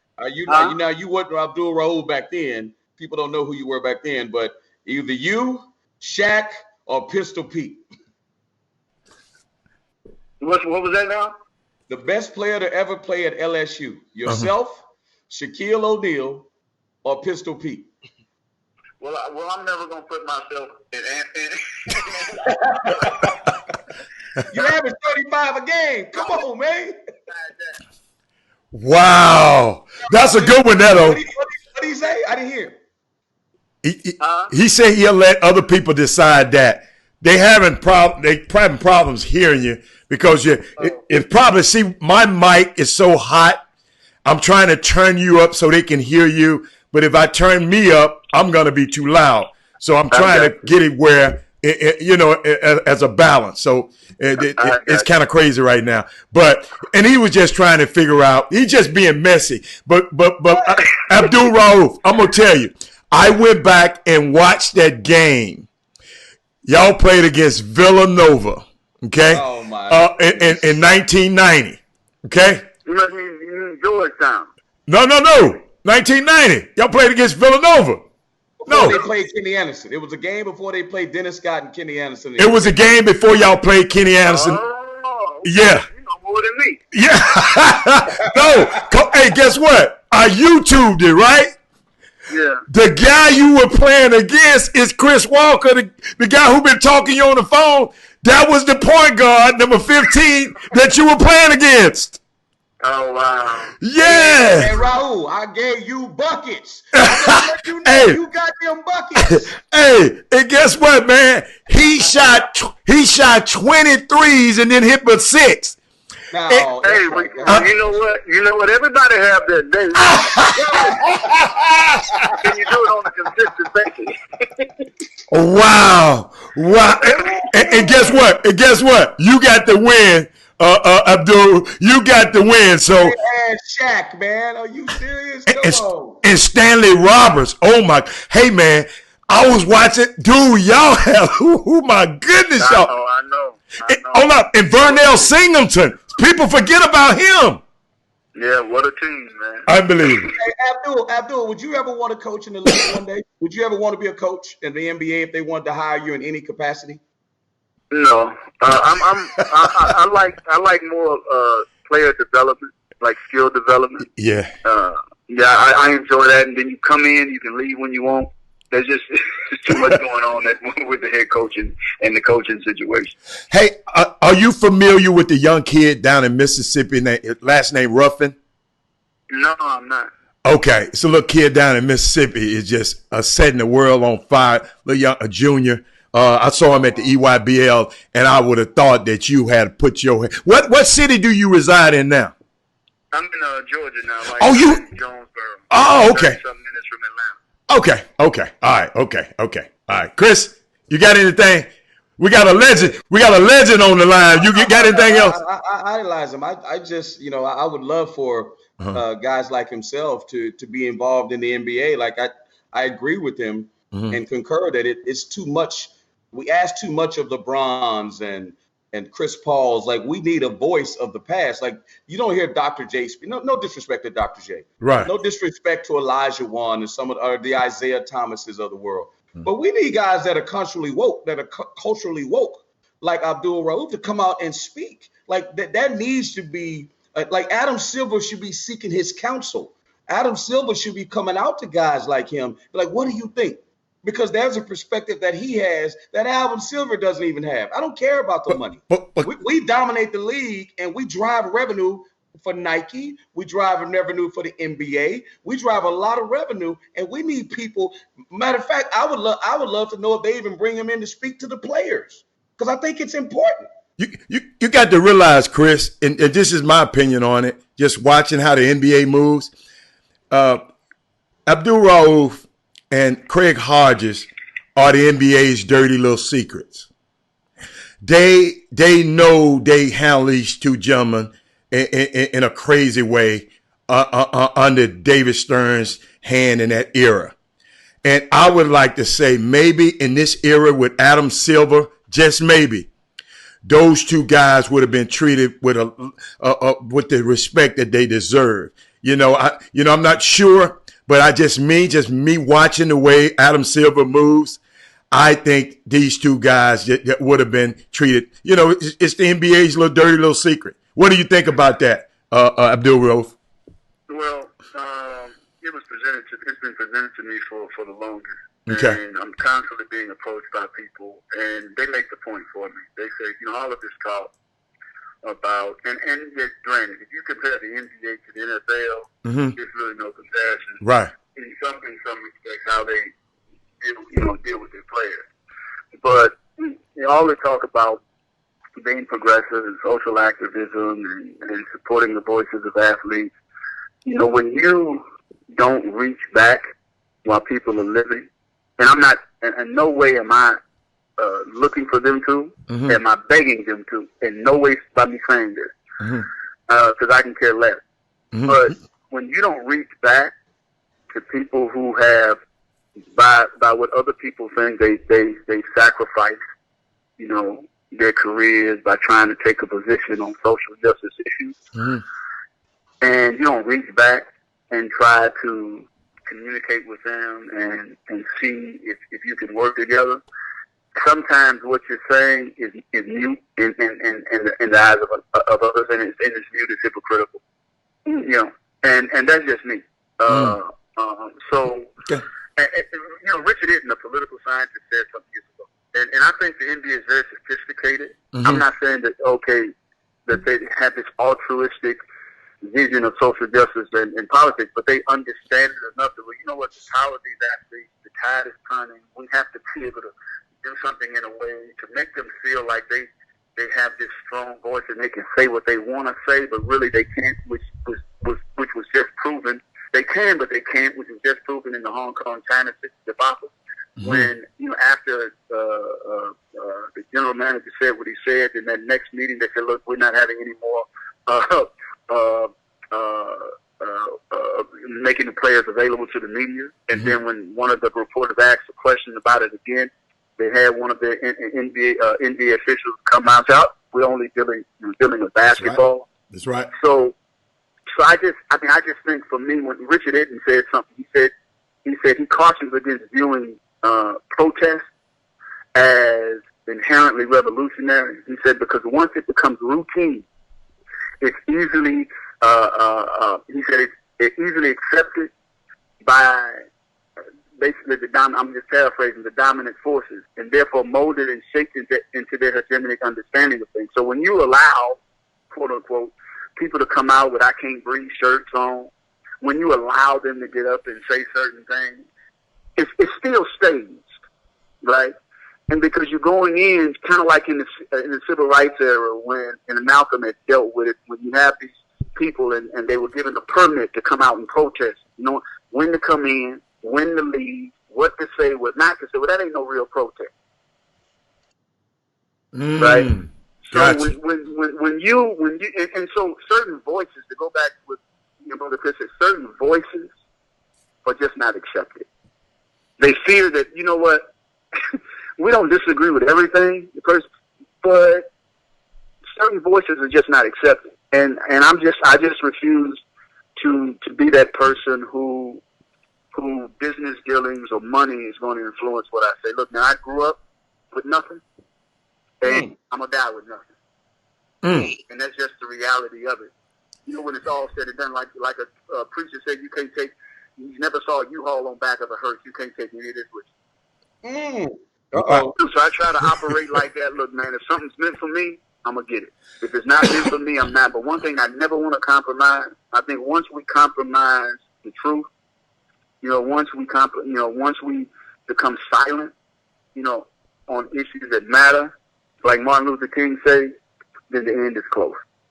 Man, that's deep. I got to ask, can I ask this question real quick? Yeah, come on. I got to ask about the new SB 206 bill, Chris. I'm sorry, Chris Abdoul, when you came out of college, think about it. You know what you went through at LSU. They're talking about playing the athletes now. What side are you on that fence of should the athletes get paid or not in college? Athletes should have been paid because when you look at the trade-off, it's not even close to being fair. And I say that because of this.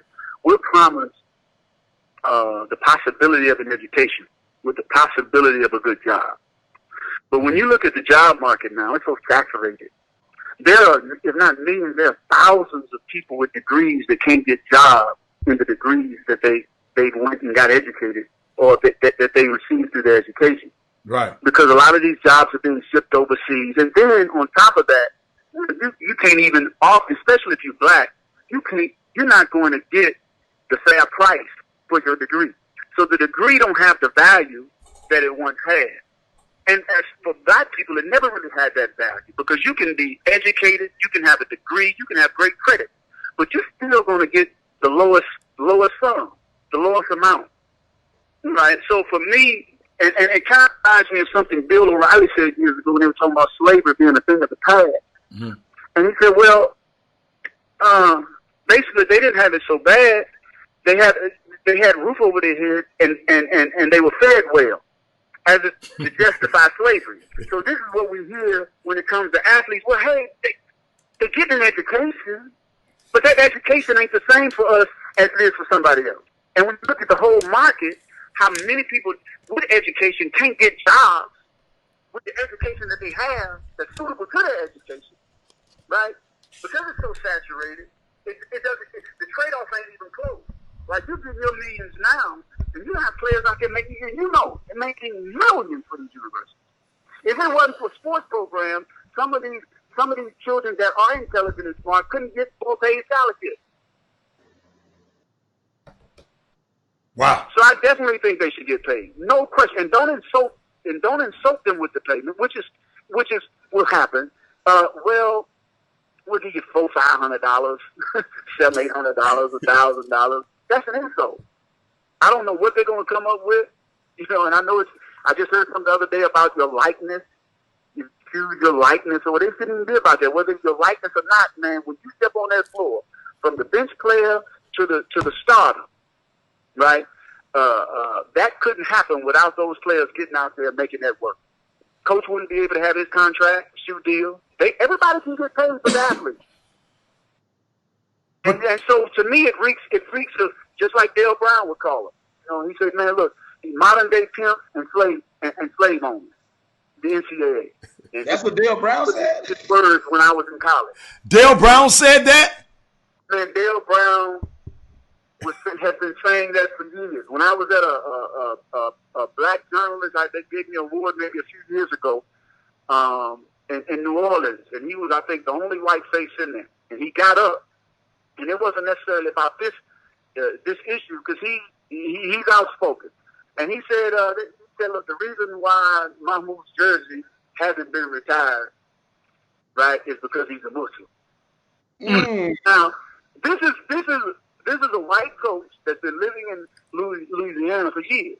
Right. So when he says something, he's in certain environments. Yeah. Where he's talking to certain people. So his saying that is not just coming out of faith. Right? So you got the all-time freshman record, I want to say, right, for scoring, and you were, I want to say, player of the year. You were first round pick in the NBA draft, and they still haven't retired your number. They just decided to not too long ago. It's supposed to be, and not that I've been pushing for it. Actually, there's a sister, man, named Patricia Dunn, and there's some other Virgil who's dead, and there's an organization. Forget the organization, man. I got to get it, but it's an organization, a black organization. They ended up inviting me out because I've never been invited necessarily officially to LSU. They were the first to officially invite me on campus. And they have been pushing for this to happen. And I told them, look, man, if that's what you want to do, no problem. I'll support it. But I said, my supporting it is, I said, but one side of me don't care. I said, because, not everybody's religious, but I'm, for the lack of a better word, I'm religious, right? Not perfect religious. So I said, look, this ain't something that I can take on the day of judgment and say, look, God, I broke records at LSU. Oh, my God. Did you lose him? Yeah, somebody called me. Unbelievable. Oh, man, we got to get him back, man. That was... We're going to get him back. We're going to get him back. Man, we apologize for the issues of the... We're trying to put this thing together. Yeah, we're going to put... Wow. Don't call me no more, whoever that's trying to call me. You got to turn your contacts off, do it again. You got to turn your call wait. Oh, yeah. Anyway. What you just... How you do that? But do not disturb? Yeah, you got to go and you do not disturb and turn everything off. But anyway... keep it up. Let me see how to... that was. I mean, that's good context. Hopefully, we can get him back, man. We're gonna get him back. We're gonna get him back. Yeah, hopefully, we can get him back. Jimmy asked a good question. Which name goes on the back of the jersey, Abdoul, Raof, or Jackson? That's a great question. We got to get him back on the phone, and we're gonna end the show with him, y'all, in the chop shop. But that's great commentary. And here's my thing. That was my fault. Somebody called in. When you start talking about athletes, you got to understand that these guys have depth, man.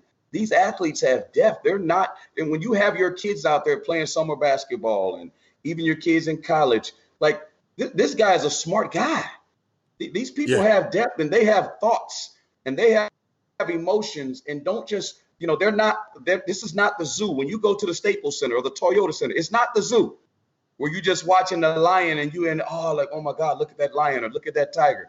These dudes are real people with real emotions. Chris, I want to finish what I'm saying. Abdoul, he's back on the phone. Okay, go. Get him back. Abdoul, go. Finish it. Finish what you were talking about, man. I'm sorry. No. I was just saying, man, in a nutshell that, I wasn't really pushing forward. There were a lot of people pushing forward. And a part of me was like, I don't care. and a part of me did care. And part of the reason I didn't care was because this is not something that I can take on the day of judgment and say, God, I averaged 30 points a game and I broke records and my jersey is retired at LSU, let me into paradise. I said, but the other side of that is, you know what, we've had our history erased and diluted for so long, right? And so to have that up in those banners, you never know who may be impacted by looking at that name. So you know what? Let me go and research this brother, because for me, growing up, man, I used to hold, and I know it's kind of odd. I used to look up to Dr. J. You know, I love how he played basketball. You know, and I love how he seemed to be just like mild mannered, right? So that was attractive to me. You know, and so I went in there and I found out information about him. I wrote about 24 pages, and I would carry that around with me as I walked the campus, and I constantly look at it and read it, man, and get motivated by it. So you never know. There's so much has happened historically, man. So many of our people have done things that we're just oblivious, about. And if we knew that, how that may inspire us just to be, it may inspire us in ways that we wouldn't have been inspired before. So for that reason, I said, okay. I said, you can go ahead and push forward. If it works, fine. If not, no problem. I'm not going to feel like I'm, I'm less than because. Well, that's I got to ask him. We got it. What we call the boom boom room. Abdul, where the people ask questions. They got 1,000 questions. Excuse me. Explain to him. The boom boom room is the Facebook feed that interacts live with us on the show, and they got a lot of stuff that they're talking about. So, Chris, I haven't been paying attention to them. I've been trying to stop the. You've been doing a good job. The technical difficulties. Somebody said that Dale Green ran a 4.3 something or 40 on his 50th birthday. The first question is, what did you do for your 50th birthday? What did I do for my 50th birthday? Yes. Oh man, I mean, my life is pretty simple, man. I get up in the morning, I praise and I train real hard. I still train hard, and a lot of times I do 2 a day. I spend time with my children. I go to a cafe, man. I get me some reading and writing in, and that's my day. Another question is, when you go back and they retire your number, is Abdoul Raof going to be on the back, or is it going to be Jackson? My Muslim name is going to be on the back and on the back. They asked me, to their credit, they did ask me what I would want in that regard, and of course, I chose the name that I wear that I've been having for 20-something years. Actually, I've been having this name longer than I've been into existence. So, this is a question from one of the hosts. I'm not going to say which one it is, and I already know the answer. Are you a Dallas Cowboys fan? You know what, man? I'm not a fan, period. Not even of teams in the NBA. I'm just one of those players. I love watching competitive games. Okay. Yeah, I love competition, man. If it's a great game, I'll watch it. So you didn't like that game last night? I didn't even see the game last night. Oh, okay. Okay, you probably was working last night. Yeah. So, Abdul, is there any advice that you can give? Obviously, I'm sure, I don't know how old your kids are, but you're aware of the love and the admiration and the publicity because of social media, because it has changed. It wasn't in our lifetime when we were growing up in high school. How it has changed the landscape of high school basketball and AAU. What advice would you give to parents? They're going to change the rule in a couple of years where they can go straight to the NBA again. I'd love to hear what you would tell parents about, making sure their kids are educated, not saying that they shouldn't dream about the NBA, but give them some good nuggets of how to raise an athletic child in this environment that we're in right now, where social media and all this stuff is reigning supreme. Well, I can just tell you what I try to do with my children, man. And I try to instill in them first a consciousness of God at the utmost, the highest level, and be a moral individual, be a person with high noble character, because character is something that when it's all said and done, man, you don't have to be the smartest or the brightest, but people love people that are just great people. but also, strive to really be informed and to educate yourself in a practical sense. I'm not just talking about just no details. There's a saying that, you can't be patient with that which is beyond the scope of your experience. But also when you look at the difference between knowledge and wisdom, a lot of people got information and knowledge, but wisdom is acting upon that knowledge and applying that knowledge that you have. So my thing is, man, be a person that's well informed, that's educated, that's looking to control your own destiny. And nothing in life that you do is going to be on your own. I don't care if you made it. If people say, well, I made it by myself. No, you didn't. Somebody created that basketball. Somebody made the design of the court. Somebody came up with the rules of the game. You had to play against somebody. There had to be somebody to coach you. There's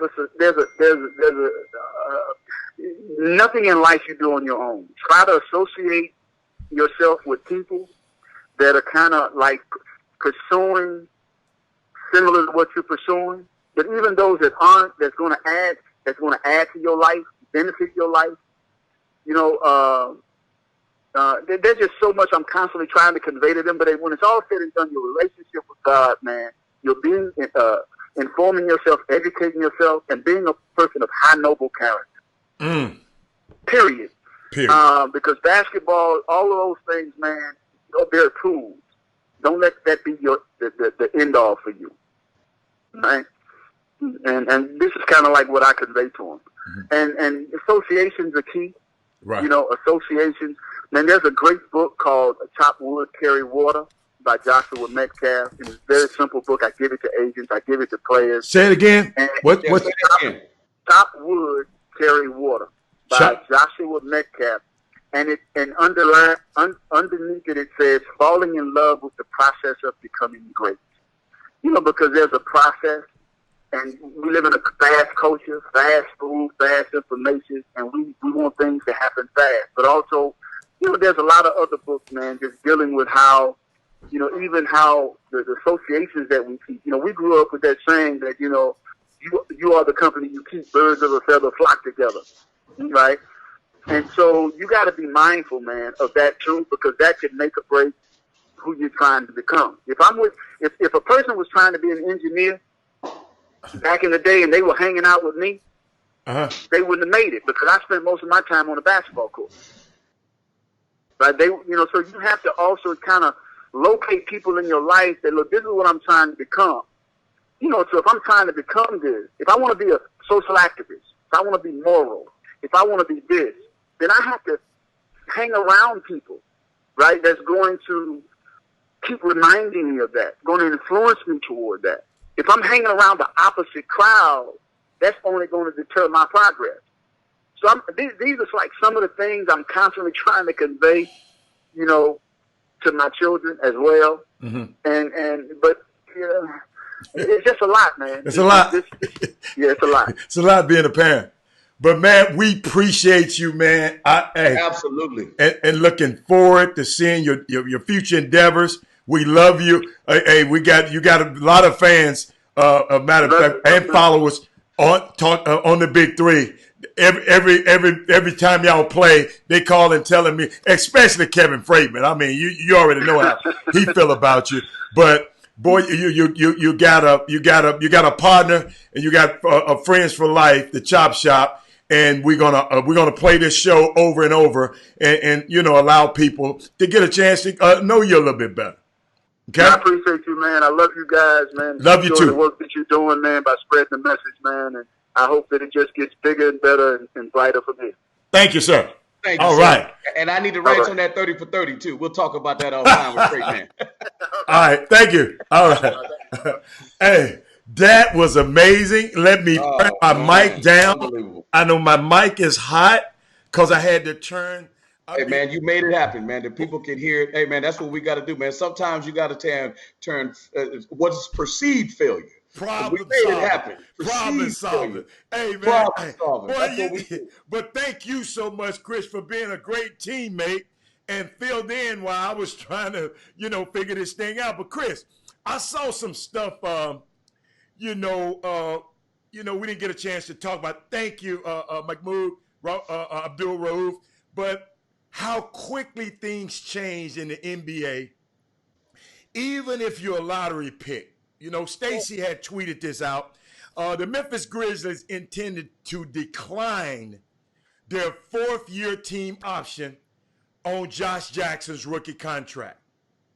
Jackson will earn his $7.1 million this season, but he'll have to earn that next year because they not guaranteed it. They hadn't picked up the option on it. But think about that guy. This was what, the fourth pick in the draft? When he one of the top 5 Very picks? high. He was a lottery. Yeah, he was a lottery pick, and that's just how quickly your fortunes can change. And I got breaking news on the Chop Shop. Quentin Grimes has been cleared for U of H. Breaking news on the Chop Shop. Yes, Quentin Grimes. AAC, watch out. And hey, Hatter, you know what? See, what people don't understand, that information cuts two ways. Okay. It's great. You were piping up U of H yesterday. Yeah. You went to the the event this weekend at Quentin Grimes. But people need to know Hatter is a Memphis graduate. That's right. And his boy is Penny. That means Quentin Grimes, when they play U of H, we better have our foot on the wood, Hatter. We better be on the wood in the Fertitta Center, boy. Let me tell you something, Chris, I've learned. I can be just excited about U of H. Somebody very near and dear to my heart graduated from U of H. So guess what? I can, let me tell you something. My blood is blue, as you can see the shirt that I have on. But let me tell you something. U of H, I support that program. Notice did you see what I said with a smile? When I said a smile, U of H, Quentin Grimes, has been cleared. I was excited about it. I had to watch my voice because I had to switch that mic around, because my voice a little hot. But that's not why. You had to watch your voice because Penny watching. That's why. Man, yeah. No, he ain't watching today. Penny watching. You know what Penny probably doing? Going to class, making sure them kids are in class. Oh, we going to get Penny on. We got to get Penny on. Oh, we going to get him on. I'm just waiting on the right time. I'm trying to have some impact. Right now, let me tell you something. I want him, Chris, to focus on the task at hand. To whom much is given, much is required. So I know I'm supporting him for his task. Like I said, his task at hand. But wait a minute, hold up, y'all got to help me with this before we get off this show. What the hell is wrong with Michael Jordan? What happened? He drinking that tequila or whatever. He get on TV and talk about Stephon Curry he's not a Hall of Famer yet. Michael Jordan lost his mind. And we just gave him some love because he opened up the medical clinics. The only unanimous MVP in NBA history. Let me repeat that. The only unanimous MVP in NBA. Michael didn't do that. And you tell me they don't have a place in Springfield for him? He lost his mind. Lost his rabid mind. You know what? Now we know why. He might sell shoes great. Well, he don't sell them. Y'all buy them great. But you can tell the way his team has been ran for these last how many years he owned it. Now you understand some of the decisions he made, Chris. Dude, he didn't pay Kimba. I don't who is on the Charlotte Hornets. I wouldn't have paid Kimba. But hold on. Who is on the Charlotte Hornets team? If you live in Charlotte, who you gonna pay for? Pay a ticket to watch Gilchrist? Yeah. Kid Gilchrist? Yeah. Who are you writing I don't pay midgets. You still have to sell tickets. Excuse me. They're gonna sell the same amount of tickets. They're gonna sell the same amount of tickets they sold when they got rid of him. Hey, I don't believe him. Hey, I agree with him on that one. I don't agree with him as much. But I want to get something else. Hold on. He don't agree with paying midgets. No, I don't agree with him paying Kimba. I'm sorry. Oh, okay. You don't like Kimba. Okay, my bad. No. I wouldn't have, Chris. I wouldn't have gave Kimba. But Chris, I know we're running out of time. But guess what, y'all? I found out, Chris, I won last night The Patriots won last night, so I'm on the board. So I'm waiting and ready Thursday because I'm going to bust Jimmy across his head on Thursday. Then I'll be, So guess what, though? Guess what I learned last night, y'all? I don't know if y'all familiar with this, especially you fantasy football fans. What if I told you, Chris Walker, you could win a lot of fantasy football leagues just by playing the Patriots defense as your offense? That's how good that defense has been. Let me explain it to you. If you played the Patriots defense in the fantasy as your offense, the Patriots defense has scored 144 fantasy points, Chris Walker. Check this out. How would you stack up with the rest of the offenses? All right? So let's say if you played the Patriots defense as your fantasy league quarterback, Chris Walker in ESPN scoring leagues, they would be the sixth best quarterback throughout 7 games. The defense would be the sixth best quarterback throughout 7 games. If you played them as your starting running back, they would be the 4th best running back in the league. Who have the Patriots played? Hold up, let me finish the thing. Then I'll let you go. Please.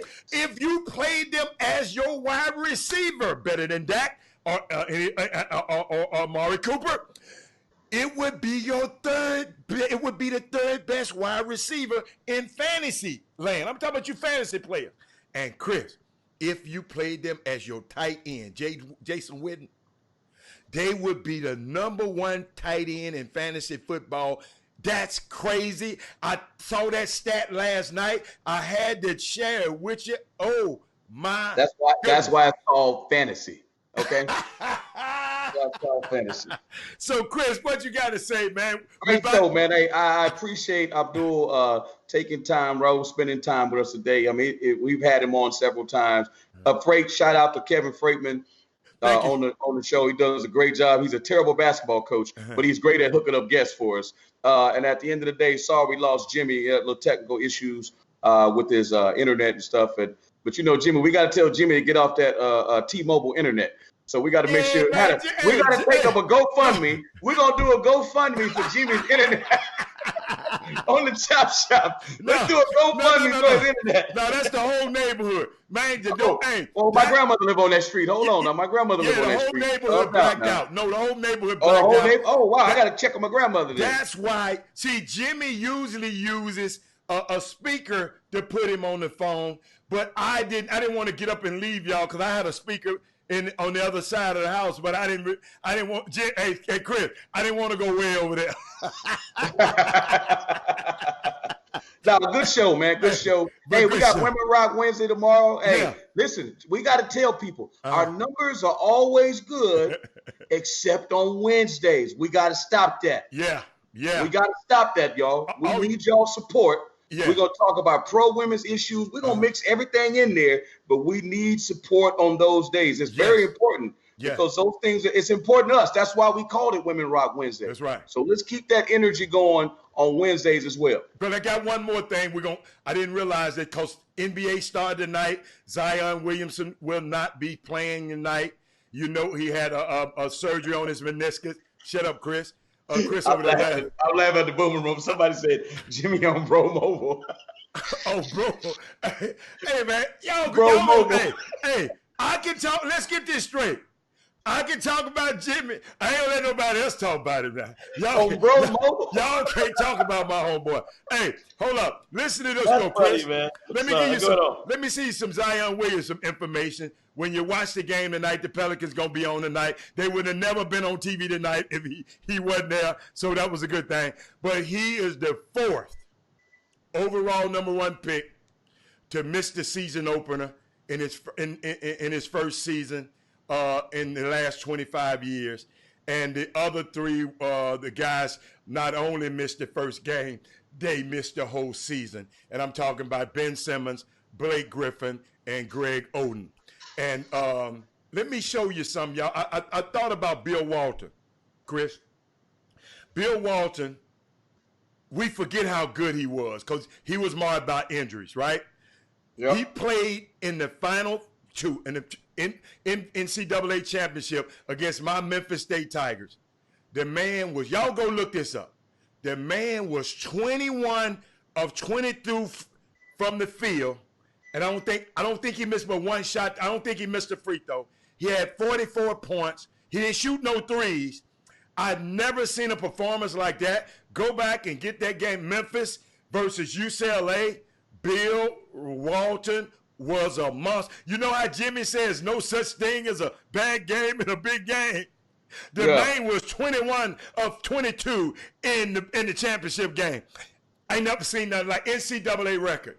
But, hey, what we going to do? We're going to slide down Dino's back. No, we got to tell them go Astros. If you're an Astros fan, Oh, Astros yes, tonight. tonight. The Go Stros, my bad. Who's on the Garrett Cole is on the hill tonight. Go Stros. Man, I'm not watching no NBA tonight. Well, I will watch it after the game. Start at 9 o'clock. The game's at 7. The LeBron. No, LeBron Revenge Tour starts. The LeBron Revenge Tour. The LeBron Revenge Tour. The Hairline Tour. We're going to call it the Hairline Tour. The Hairline Tour starts at 9 p.m. tonight. Chris, did you notice my background? Yeah. What did background say? Oh, man, please. That's because of Sam Cassell, man. That's your loyalty to Sam Cassell. That's all that is. But the hairline Revenge Tour starts tonight, baby. Okay. So we got the World Series, the NBA started tonight. We'll see y'all tomorrow. We're going to have a whole lot to talk about tomorrow. And maybe Jimmy's internet will be back on by that time. Oh, he said it's back on. The internet, the power was out. So he'll be back tomorrow. And we're going to slide down Dino's back. And yabba dabba do this thing. We'll see y'all later. Chop, chop. We out of here, man. Let me play that song. Y'all crazy. Here we go. All right. Rob Hatter. You are now tuned in to the Chop Shop. I'm Retro. Let's get it. We in the Chop Shop. We live in the Chop Shop. We sports talk. We live in the Chop Shop. We in the Chop Shop. I'm talking sports talk. So turn your dials up. It's live in the Chop Shop. We in the Chop Shop. We live in the Chop. That's it. Bye.